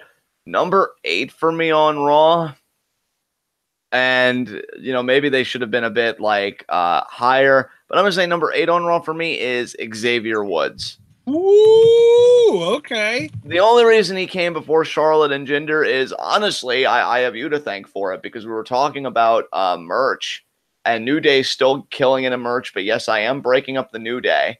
Because you notice I didn't say like, you know, this or that. Xavier Woods. And, you know, I do have one other New Day member going to Raw, but I will save that for later. I love Xavier. And my plan for him, I kind of hate this right now. I would only want it to be for maybe like 6 months to a year. I would start him on 205 Live. I think we could fudge the numbers, get him in the Cruiserweight division, because my thing is, I think 205 Live is making some very impressive moves. You know, Cedric's the champion, which I think is great. Buddy Murphy is heel challenger to start. Excellent choice. I'm hearing they're going to get tag titles. Great move. Here's the thing, though, and this is just my opinion, and I wish Foster was here because maybe he could correct me, because he'd absolutely have the authority to do so since I don't regularly watch 205 Live. I still feel like there is a vacuum with Enzo's departure, as far as just not even necessarily that heel, but just like that charismatic personality that defines 205 Live. Right, that can really kind of be like that. Yeah, the personality of 205 Live. I get exactly, and that's Xavier. And maybe that would even be his nickname, the personality of 205 Live. It would come off a bit arrogant, but you know that's what I've liked about the New Day, is that they can be like comedic and charismatic, and maybe even a bit like heelish at times, but still like it's a good time, and we know what they're about. Xavier, yeah, would take that Enzo spot, but he's got 20 times the talent. I mean, if Simon Gotch is to be believed, Enzo can't even do a fucking wrist lock. And yet we know, thanks to Xavier getting more ring time with New Day, that dude is a quality in-ring worker. Plus, in TNA, he was a part of their X division for a good bit. And I would want to see Xavier go back to his roots, but in a WWE style. I think him on 205 Live would be fucking ace. And I never thought I'd say that sentence about anybody, but I really look at Xavier and I'm like, you know what? And again, like with Andrade, and I can't say that this is a philosophy behind all these picks. Maybe I'll have learned for next year when we do this. But I would, at least for some of them, I really am trying to adhere to the philosophy. Quality wrestling is a marathon, not a sprint. There is a place I'd like to get Xavier. I would love for Xavier to be United States champion. Because even when they had that big tournament, he was using social media brilliantly, treating it like an actual presidential election. Xavier for U.S. champ. I'd love for him to have that. Now, in my opinion, that's his limit. Is U.S. champion. I don't want anybody to get mad at me, but that's just how I see it. But I think if he has a quality 205 Live run, he can transition into that, be like, look, I did everything for 205 Live. It's time for me to transition back into the heavyweight division and become U.S. champion. We could tell one hell of a story with it. And yeah, I think you could get a lot of mileage out of Xavier as an undercard performer. And I've always had a fondness for the dude because he's an intellectual. You know, he has his PhD in, you know, childhood education and psychology, you know, and he's doing the gaming channel. Like this is a go-getter kind of dude. And I would just want to bring that to 205 Live. So yeah, Xavier's my next shakeup. Damn. All right, man. I love your explanation for that. Even if I don't love the idea of breaking up the New Day, I love the explanation and I love the way that you were able to justify it, man. Absolutely. So who you got next, partner? Because you're blowing me away right now. So who's up to bat? Well, we already have one half of the worst feud of 2013 in the book. So let's get the other half in there. Let's bring over Dolph Ziggler as well. Dude, crazy thing. I had Dolph Ziggler originally going to Raw, but I thought I could make better plays, so I just left it alone. But I'm curious what your vision is. I feel like that's a big difference between us. Is I feel like you really tried to make the biggest possible moves that you could, whereas I was more going just for like trying to take somebody like I won't say that I did this exactly, but I almost tried to get one babyface and one heel at the main event level, the mid card level, the lower card level, and then for the women. And it's not necessarily that's exactly how it worked out, but I feel like you were like all in on just switching the main event scenes of both shows. Yeah, you could definitely say that, and I think you could say it quite rightly.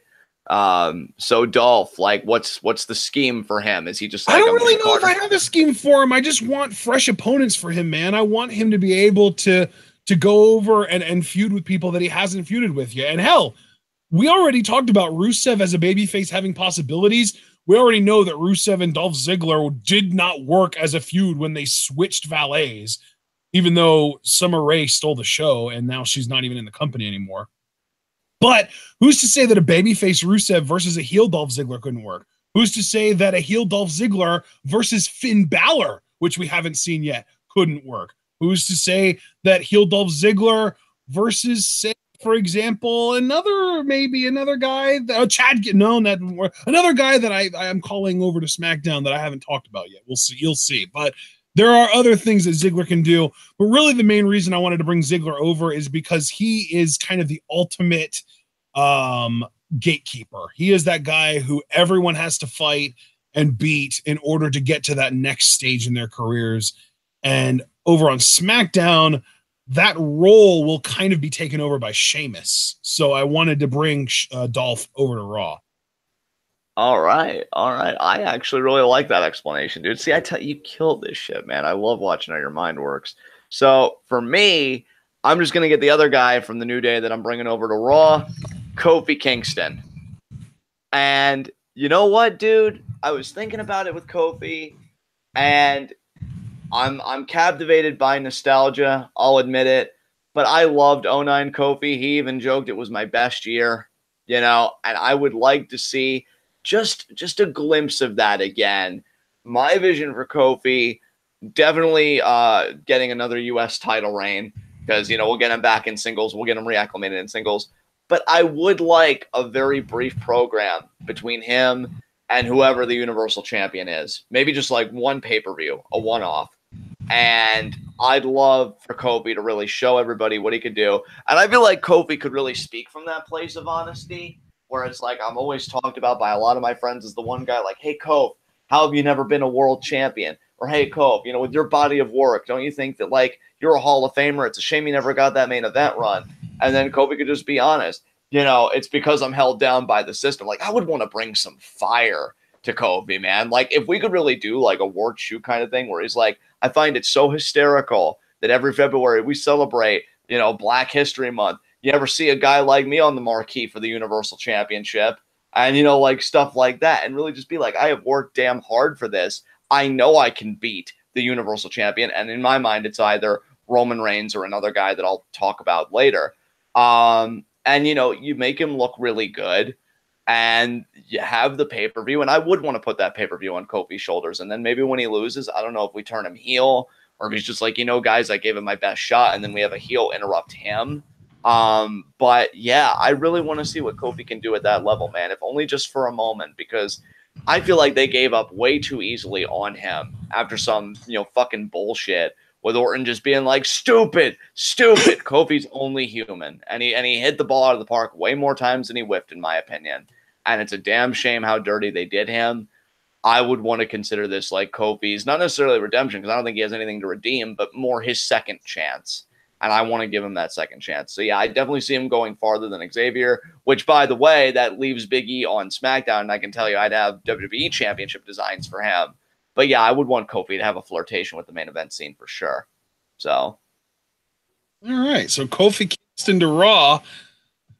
I think my next move, it really kind of explains the big cast move earlier. Because, like I said, I tried to make sure that I did like 1-for-1 swaps where when someone went to one brand, someone else on that brand came over to kind of replace that role on the show. You know what I mean?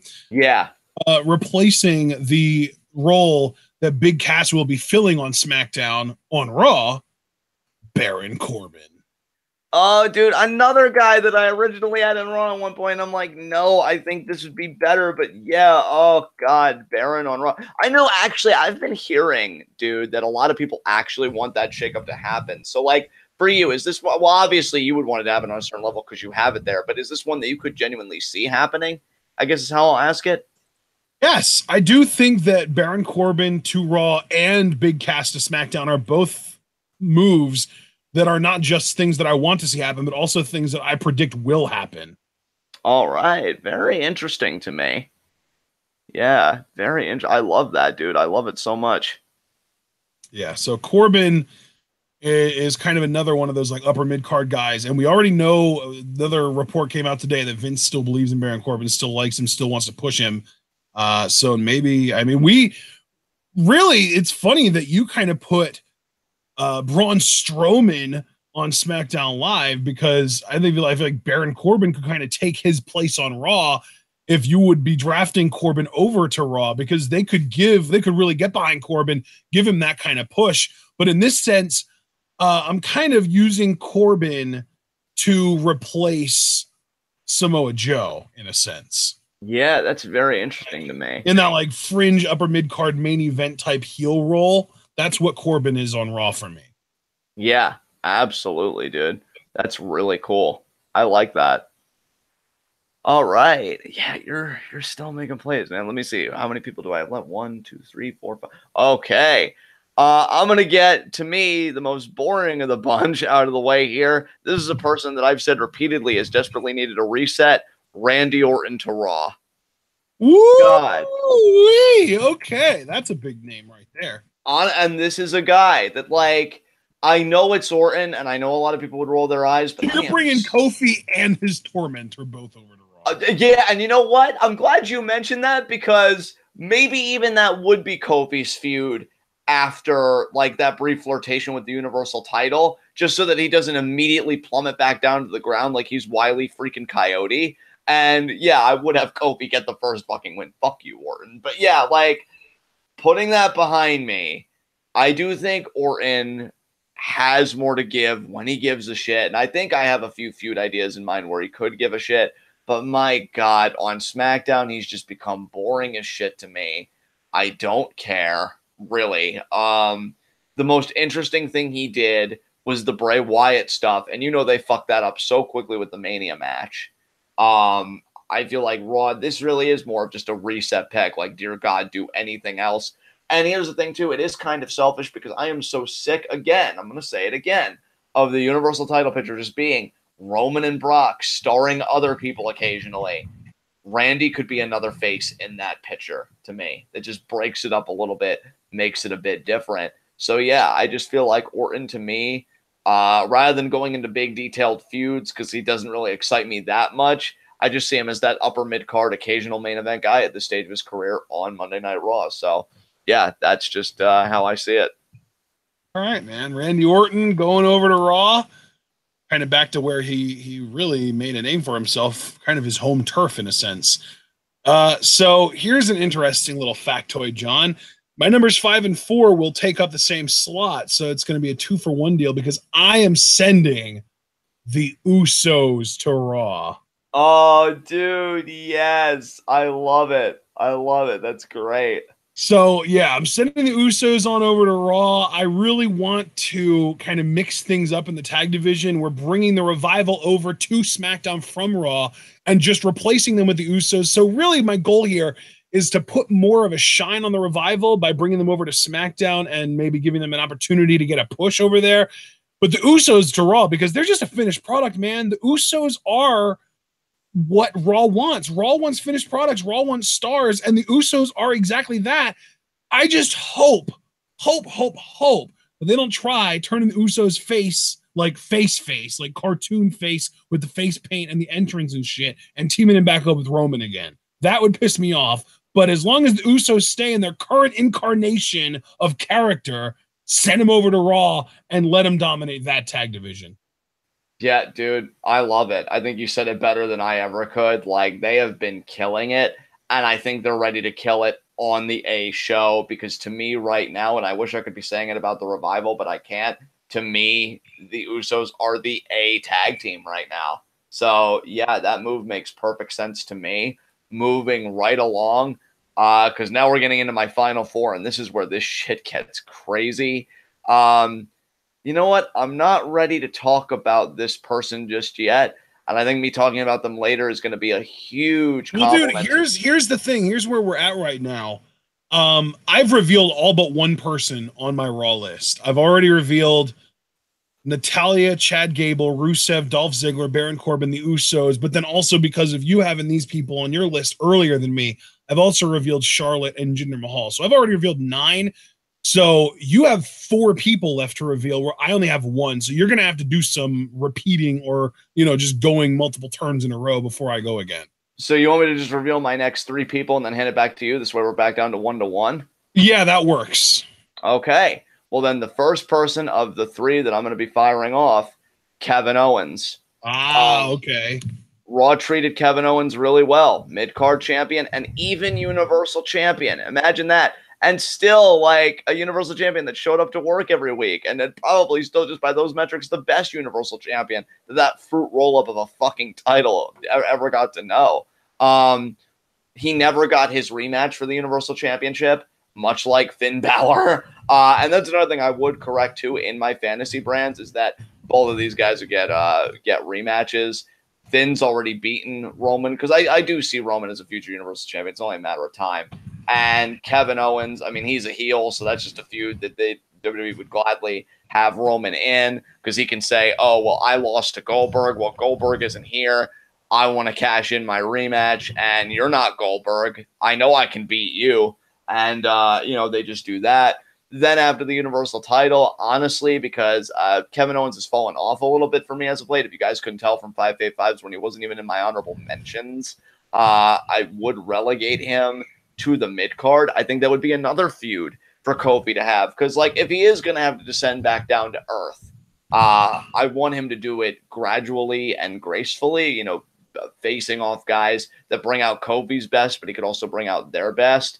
So because Kevin Owens had run-ins with the New Day, including one where Xavier Woods roasted him, Kevin, look at yourself. When's the last time you jumped over anything?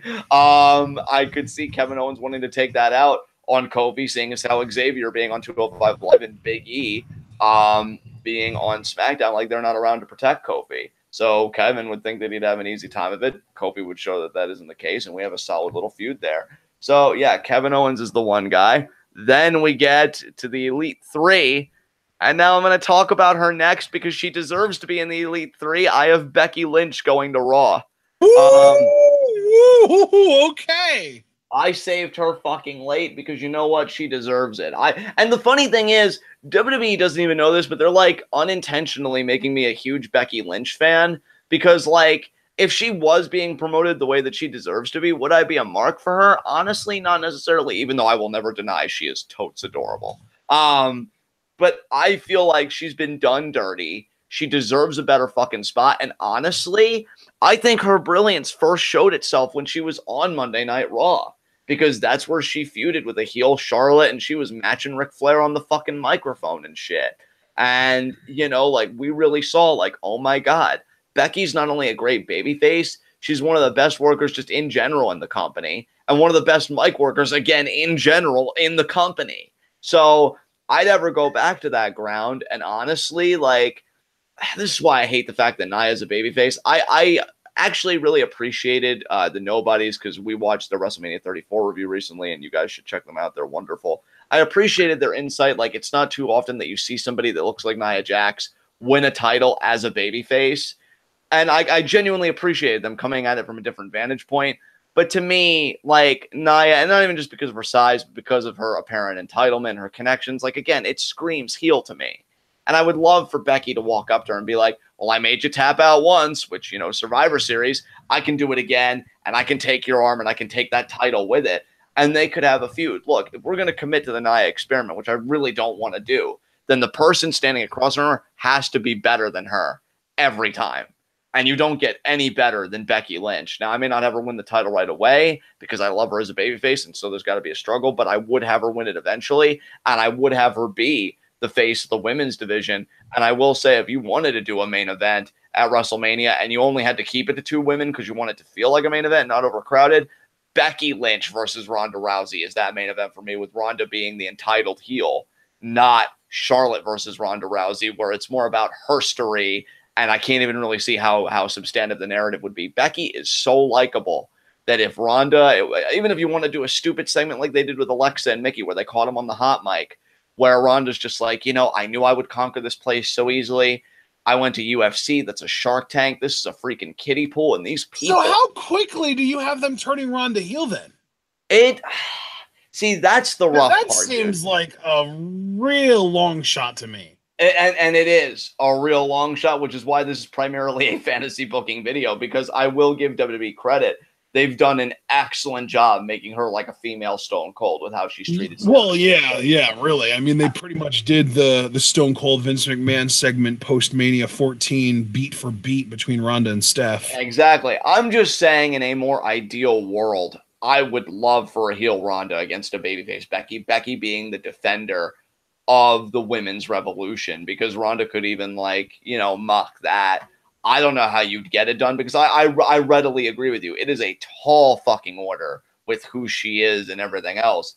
It's just that to me should have been the story. Like, I get, babyface right now, but there's gotta be a way we can turn her heel, because to me, I hate the idea, because who's going to be I guess Charlotte would be the heel then, but I don't know, dude. Maybe it's me being the purist and the snob and almost Cornette-esque. There's something very, very off to me, and maybe I'm on an island about this one, where the wrestler that even grew up in the business, which I could get in a way how that would be heel, but they're the heel compared to the outsider coming in and making their way. But they were also a very successful outsider. It's not like they were maligned by any means. If it was Becky, though, you don't even have to have her growing up in the business, because I could, again, very easily see how you weaponize that for heat. But, she was a flight attendant, and she wanted to be a wrestler. This is all she wanted to do. Well, she became a flight attendant after retiring from wrestling, thinking she wanted to find something else that... her whole story was she left wrestling because she wanted to figure out what she liked about wrestling, and the flight attendant thing was, oh, well, maybe the thing I like about wrestling is the travel. So she became a flight attendant to try and see if that was the part of wrestling that she loved. And obviously it didn't work out, but it's not like she was a flight attendant pre-wrestling. Right. Yeah, that is fair. That is fair. But the itch didn't quit, and there's something about Becky being the one to defend the turf from this person who came in and genuinely does love wrestling, but she looks so good because it's I'm Ronda Rousey. Nobody can touch me. Now it's a revolution because of me. Everything else prior to that was just talk. It just sounded nice. And Becky could just stand up to her. I love this idea of Ronda almost being like a female Lesnar. The only difference is Ronda does seem more committed IRL, which I appreciate. And you could get her and Becky together, and I think you could do one hell of a story, dude. A genuinely good story. It is that crux of how do you turn her heel when, like it or not, her writing as a babyface has been pretty solid. The material, it just works. But yeah, I would have Becky. I would have her be the face of the division. And yeah, I love her. And I think she deserves so much better than what she's gotten. But since there was only 2 picks and I'm giving 3 because you only have 1 left, I will give my second to last guy, even though this was the person that I said, I think this guy is even better and has more value to me in terms of what WWE is than my number 1 guy. My number 2 guy is Drew McIntyre to Raw. Oh, okay. I love it. Yes. And really, again, I have you to thank for a lot of it, because you and I have talked about Drew McIntyre a lot. And we have said, great look, great mic skills. And in ring, again, fucking great. Call me Tony the Tiger, baby, because everything's fucking great. Drew's great. And another guy that I would love to see, when Roman goes for a spear, McIntyre explodes out of the corner and Claymore kicks his fucking head off. Yeah. And you see a new face in the Universal title picture, and it's a face that isn't a tired out Randy Orton or a Brock Lesnar or an already tried and true, Samoa Joe, even though I have him going to SmackDown. You get my point. It is somebody that's genuinely on every metric different, and he's ready to right the wrong, because when McIntyre looks at Reigns, it's everything that McIntyre should have been, but he's grateful that he didn't become, because he sees how Roman's received. He sees how life has gone for Roman. McIntyre doesn't want it the easy way, and he perceives that Roman's had it easy. Of course, Roman's going to try and rebuke it with his usual by-the-numbers promos, but I expect McIntyre to scorch him. And really, for me, again, I put this guy at a higher valuation than my number one guy, but the only reason I'm naming him now is because he is coming from NXT. But yeah, I mean, me talking all this much, what is the other plan for him but to be the face of the Universal Championship for a good bit? Like, I'd have him go on a run like Kevin Owens went on, just you show up every week, you have your defenses, except he's a babyface, so he'd probably go even further than KO, and a genuine babyface at that. Not what a bizarro crowd tonight. I see the world in McIntyre. I know you do too. And he's probably, and I love Andrade to death. Subjectively, Andrade is my biggest NXT call-up. Objectively, it's easily McIntyre, because this dude is a license to print money because of how WWE operates, because of how WWE defines stardom. He was made for this system easily. Yeah. And so, yeah, McIntyre, strong number 2 pick going to Raw, dude. The true chosen one, Roman Reigns, versus the former chosen one, really, that's money right there. Especially because, I don't even know who would get more cheered in that, because, man, Drew, and I'm assuming Drew would be the heel, or at least he would be intended to be the heel, but I feel like he would still get cheered. Oh, dude, he'd get cheered. And I wouldn't even fucking mind it. I'd let him speak how he'd want to speak, being I came from NXT. I want that. Because again, I feel like Roman, in a way, represents this fractured mirror that McIntyre is looking into. It was supposed to be mine. All of it was. But looking at you, Roman, and looking at these people looking at you, Roman, I'm glad I didn't end up as you, because I'm just 10 times better. And, I would have that proved to be true. I mean, maybe it's just me taking the piss out of Roman a little bit too much, but McIntyre's the horse that I want to get behind. McIntyre's the thoroughbred that I know is going to win for me. And yeah, big power play here for me. Probably the biggest play, one of the biggest plays on the Raw side. So who is your number 1 guy going to Raw? My number 1 guy going to Raw. I kind of feel like both of us are probably going to end up with someone out of the big 3, because right now SmackDown Live feels like it really does have a big 3 with the trio of Styles, Nakamura, Bryan. And I think that that's actually going to be our Backlash WWE Championship match, is a triple threat between those guys. Does that work for you too? Yeah, that works for me. So I'm assuming both of us, our final addition to Raw will be one of those 3 men. Am I correct in assuming that for you? I think you would be correct, yes. My choice of the 3 is Daniel Bryan. I'm sending Bryan to Raw to go back to where it all began, to go back to where the Yes Movement happened, to go back to being the top babyface on Raw.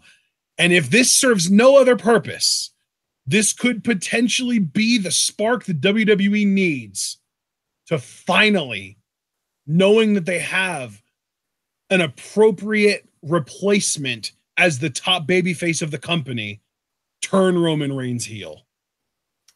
Oh, dude, yes, please. If they don't believe that Seth Rollins can do it, what more can Daniel Bryan possibly do to prove that he can do it? Yeah, I completely agree. I love that. I love it. You blew my number 1 out of the water. And it's not even that I don't like my number 1, but compared to a Drew or a Bryan, yeah, I just think they fit the overall scheme better. I love that, dude. And again, you're getting the Roman Reigns heel turn out of it here. My number one guy, I just want to say this quickly because I feel like you killed me, and I feel like I'm Swiss cheese with all the holes I got in me. And again, this was a guy that, let me preface this by saying, I know a lot of the stuff I said prior in the commentary would have to be majorly reworked. I am self-aware, but my number one guy, after really giving it some thought, AJ Styles. Yeah, I figured it would be Styles. But so are you going to have either Bryan or Nakamura take the title off of him at back? Nakamura. Yeah, Nakamura is definitely taking the title off of him. That makes perfect sense, because then we can just go right into Nakamura versus Bryan after that, and everyone loves that feud. So. And honestly, like with AJ, you really can't go wrong. If Roman's Universal Champion, you could retread their feud, because here's the thing. I really didn't like some parts of their feud, you know, the Usos over involvement in this and that. But I did think the matches, while a bit overbooked just to make Roman, it's like that's the frustrating thing, because they have to have Roman look strong, and I know that whole, you know, thing. But you could tell that they didn't want to bitch out AJ either, and it makes for some very frustrating overbooking. No, like, you know who you want, so just stick with it. I would have Roman go over, because honestly, I want McIntyre to be the one to slay Roman. Or if you wanted to go Brock still for whatever reason, you know, they had that match at Survivor Series that Brock won. But AJ could even say, you know, more than Roman, more than anybody, I took you to your limit. And I know if I got in the ring with you again, I could beat you. And if it was Brock, I'd honestly have AJ win. If it was Roman, I'd be cool with Roman retaining, because to me, McIntyre is a long-term project. I want him to be the guy. I am dead set on him being the guy. AJ, you know, I love him. He's still competing at a high rate, but, you know, he is 40, and he's been saying, like, I only want to give a few years. Like, if the money's still good, and if I had it my way, the money would still be good, because I think AJ's worth every penny. But, you know, like, I want to be at my kids' games more and this and that. I think, and this might get me crucified, I think maybe in a year or two, because I don't know if I would even shake him back up to SmackDown, because AJ is an A-plus player to steal an authority line, and I want him on the flagship show. I think I would kind of have him on a part-time schedule after a while, and I really would just have him elevate other guys by just having incredible freaking matches. Like, he's the guy that bumps shoulders with Xavier Woods, and he's like, hey, watch where you're walking, and they end up in the ring putting on a 15-minute clinic, you know, in Raw's main event with AJ going over. You know what I mean? Like, I see him, maybe he gets one last really good main event run, but I would, if AJ's already starting to talk about spending time with his kids in interviews, I would just have him make everybody else look good on his way out and just elevate as many people as possible. So for AJ, and I can't believe I'm saying this, he is a main event guy, but more often than not, upper mid-card guy for me. And but he is my number one guy, because I think he really is the epicenter of WWE right now, as far as like who fans really gravitate to and this and that. So, yeah. You know what, though? I think that makes a lot of sense, because I think you and I are both going with the idea of we need to give WWE, and specifically we need to give Monday Night Raw, somebody to give them almost permission to be like, all right, the Roman Reigns experiment is over, and now we have that top babyface on our brand to be able to afford to turn the guy that was the babyface that we wanted to be the top guy that's failed heel. Right. So your replacement is AJ, mine's Daniel Bryan. I think your replacement makes more sense from a business standpoint, because AJ is right up there, and he and Roman are the top two merch sellers in WWE. And I think Bryan is enough of a proven commodity that he could kind of take over that mantle on SmackDown in your scenario. Yes. I don't think it makes me, the only thing that worries me about sending Bryan over to Raw and hoping that he is enough to get them to turn Roman heel is that I don't know if they're willing to rely on him from an injury standpoint yet. And that's perfectly understandable, because I think they're in a very touch and go place with Bryan. Yeah, because with SmackDown, like with SmackDown, if Bryan would get injured, they could afford to have Seth Rollins as their top babyface. Or in your scenario, Braun Strowman as their top babyface. Right, yeah, absolutely. Whereas on Raw, like if your top babyface is Daniel Bryan and he gets injured, you're in a really rough spot. You're basically back to relying on Cena again. You basically need Cena to stick around for a while again. So yeah, I definitely think that your plan is more secure. My plan is more like lightning in a bottle. I love that you're flipping that coin, though, man. I really do. I loved your shakeup this year. Because again, you know what though? Now that you said that, let's kind of go back and kind of do like an overview. So your Raw roster now is adding Jinder Mahal, Charlotte, Kofi Kingston, Xavier Woods, Randy Orton, Andrade Cien Almas, Kevin Owens, Becky Lynch, Drew McIntyre, and AJ Styles. That's correct. See, I feel like I didn't do Raw dirty this year at all. I feel Oh like God, I gotta tell you, man, I really do. I really do feel like you robbed the shit out of Raw this year. Really? I feel like I treated them nice. I mean, given them McIntyre and Okay, Almas and so Styles. just to be clear, you did some nice things. The biggest thing that you did for them was you gave them Styles. That was big. Yeah. You took Braun Strowman, Seth Rollins, Samoa Joe, The Miz, Sasha Banks, and Bayley all away from Raw. Those are 5 members of the Raw roster that have been major elements of Raw programming for the last few months. And on top of all that, you also took the Dean Ambrose return / heel turn away from Raw. And what did you give them in return? You gave them AJ Styles, which I already said. That's huge. That's great. You gave them, like you already described him, an old, tired Randy Orton. You gave them Kevin Owens, the lesser of the Sammy and Kevin duo. Drew McIntyre is great and has all the potential in the world, but at this point, he's still an unproven commodity. And I love Andrade, but he's also an unproven commodity. And the next best thing that you gave them really was Jinder Mahal. I don't know, man. I could see your point, but Basically, you completely uprooted Raw's main event scene that doesn't include Roman and Brock and put it over on SmackDown, and you threw Raw scraps. That's what I feel. And to me, I feel like I did Raw worse last year, though. Like, I honestly feel like on paper. Well, dude, last year you gave Raw John Cena, Dean Ambrose. So that right there alone, like, that's big. But then, yeah, after that, you really did kind of do them dirty because then it was just like NXT teams and. Hey, man, fair enough. But, you know, at the end of the day, we'll have to see what they do next week because that's really what matters. This is almost becoming a trend because you did something similar last year. Last year, you sent to SmackDown Live Roman Reigns, Kevin Owens, Sami Zayn, Cesaro, and yeah, and also Andrade. You wanted Andrade on SmackDown last year too. But yeah, so you just have a tendency to just load SmackDown and just throw over to Raw good but not amazing pieces. Maybe they can prove that they're the flagship show, you know, turn chicken shit into chicken salad, you know. And the reason that I did what I did is because I don't know if this necessarily rings true for all of my picks, but I wanted to send people that felt like complete finished products on SmackDown over to Raw, and I wanted to bring people from Raw that felt like they needed some kind of reset or a fresh start over to SmackDown. So that's why, like, we brought Sasha over to SmackDown because she's kind of in a character limbo right now. I'm not really sure whether we're supposed to like her or hate her or what.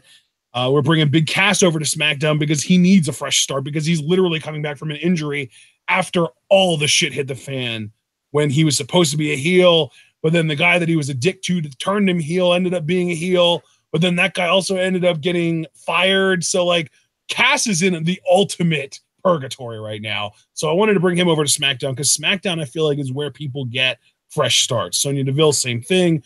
Revival, same thing. Sheamus came over as like a gatekeeper. Asuka and Sasha Banks came over to fill out the women's division.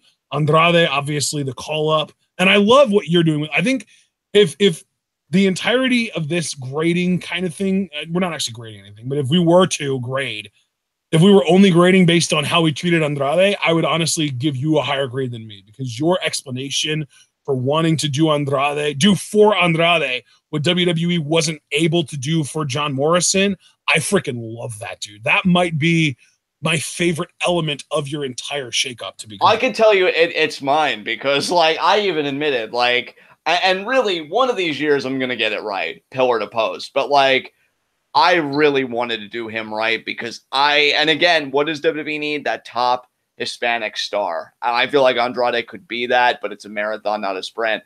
Andrade was my favorite element too. And as for you, like I said, I just love watching your mind work in general. But I think, yeah, the cast pick, Rusev fascinated me. I thought that was great.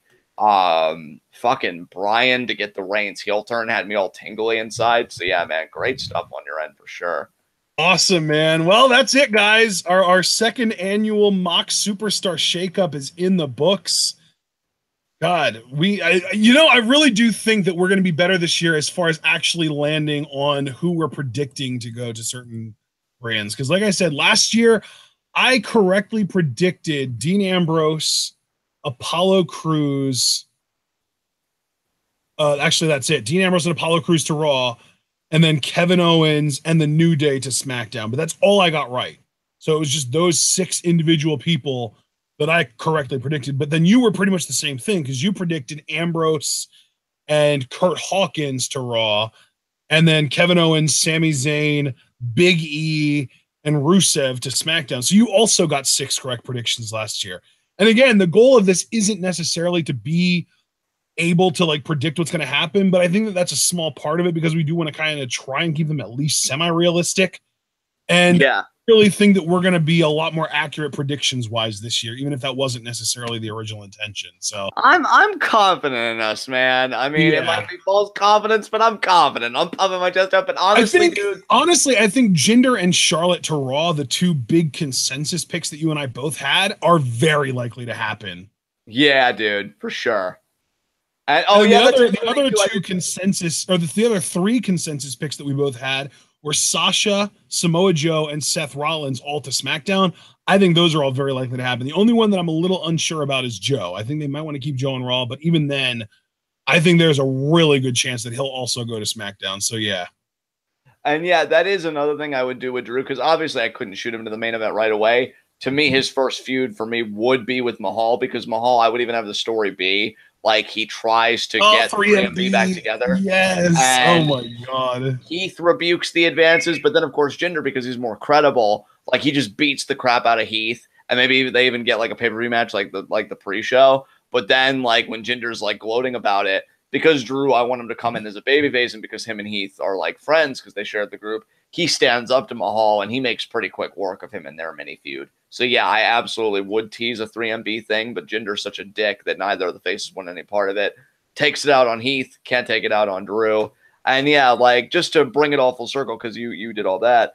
One thing I always love about these videos, even if I don't really have like all those creative outlets going, is it does make me excited for the actual shakeup. So I'm much more looking forward to it now this Monday and Tuesday than I was originally. Because originally I'm like, yeah, okay, let's see what we can do. But if any of this stuff pans out, I think, Raw and SmackDown could have a very interesting remaining 2018. And, I'm curious to see what they do about it. So, and of course, we'll be live reacting to it. So you guys are going to want to be here for that.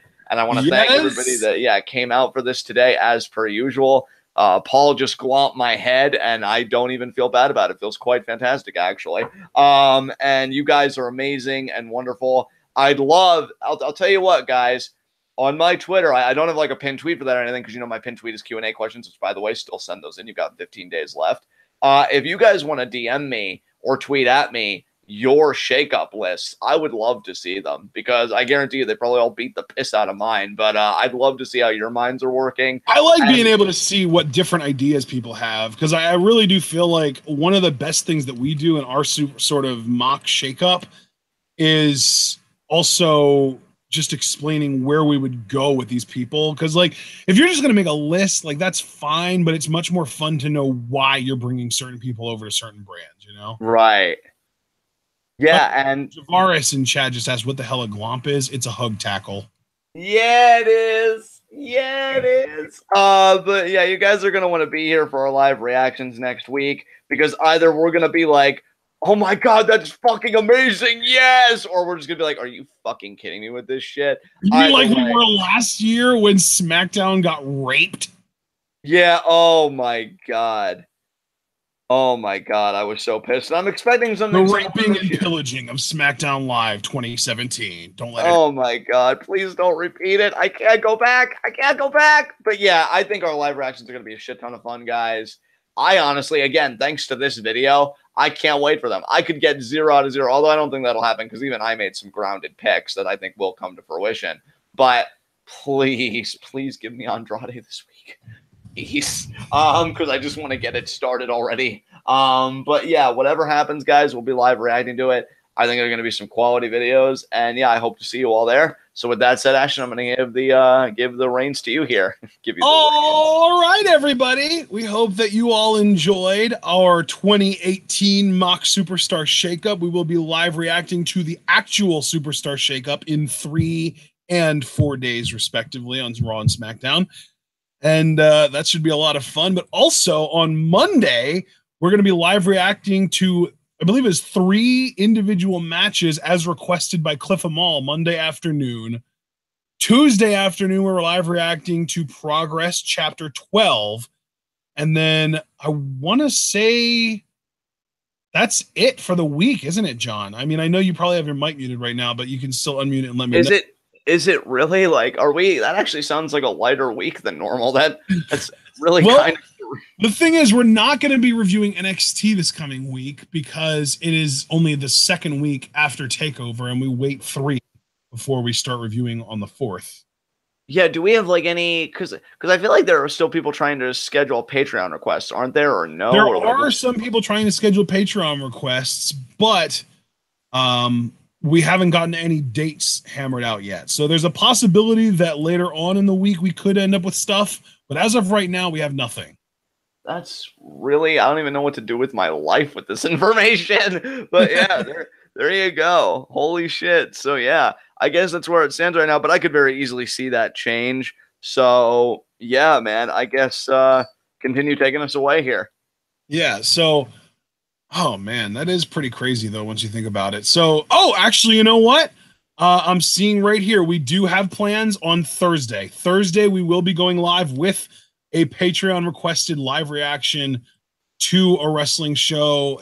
It's a promotion called NEW, and on this show there is I believe it's like a Rey Mysterio match that main events the show. But we're live reacting to the whole show. Should be interesting. That's Thursday at 7 p.m. Eastern time in 6 days from today, if you're here live. So that's really all that we have left in the week. And man, Raw and SmackDown are going to be a lot of fun because of the Superstar Shakeup. We've got a few matches to react to on Monday, and of course, Progress on Tuesday. It's going to be a nice loaded first couple of days of the week. But for the next 2 days, we've got nothing. So if you're in Discord, we'll see you there. And if you're not in Discord, get into the Discord by donating to our Patreon, only $3 a month for Discord access. And if you want to be like Cliff Amal and Storyteller Wes, who are the people that we are going to be doing the requests next week, you can also request live reactions to wrestling shows of your choosing. And as soon as your donation gets processed, we can hammer out a date to get figured out when we will be live reacting or doing a live reaction and a review to the wrestling show that you have chosen. It also allows us to continue live reacting to Progress every week of every month. And hopefully you guys are enjoying that as well. I know we've been enjoying Progress quite a bit, especially since the Jimmy Havoc heel turn, and he's been running supreme at the top of the card ever since. It's going to be interesting to see play out this coming week. And of course, you can remember to follow us both on Twitter and like our Facebook page, as well as liking this video, as well as leaving a comment. And of course, if you haven't already, please subscribe to the channel and click the bell to get notified whenever we go live or upload a video. And finally, if you are interested in supporting us, you can buy our merchandise on Teespring. Just remember, guys, let everyone in on the best kept secret in the YouTube wrestling community. Tell them all that TWitWoW are the workhorses of the YWC. And finally, I think I've said finally already, but this is the actual last thing I'm going to say. Remember to stay tuned.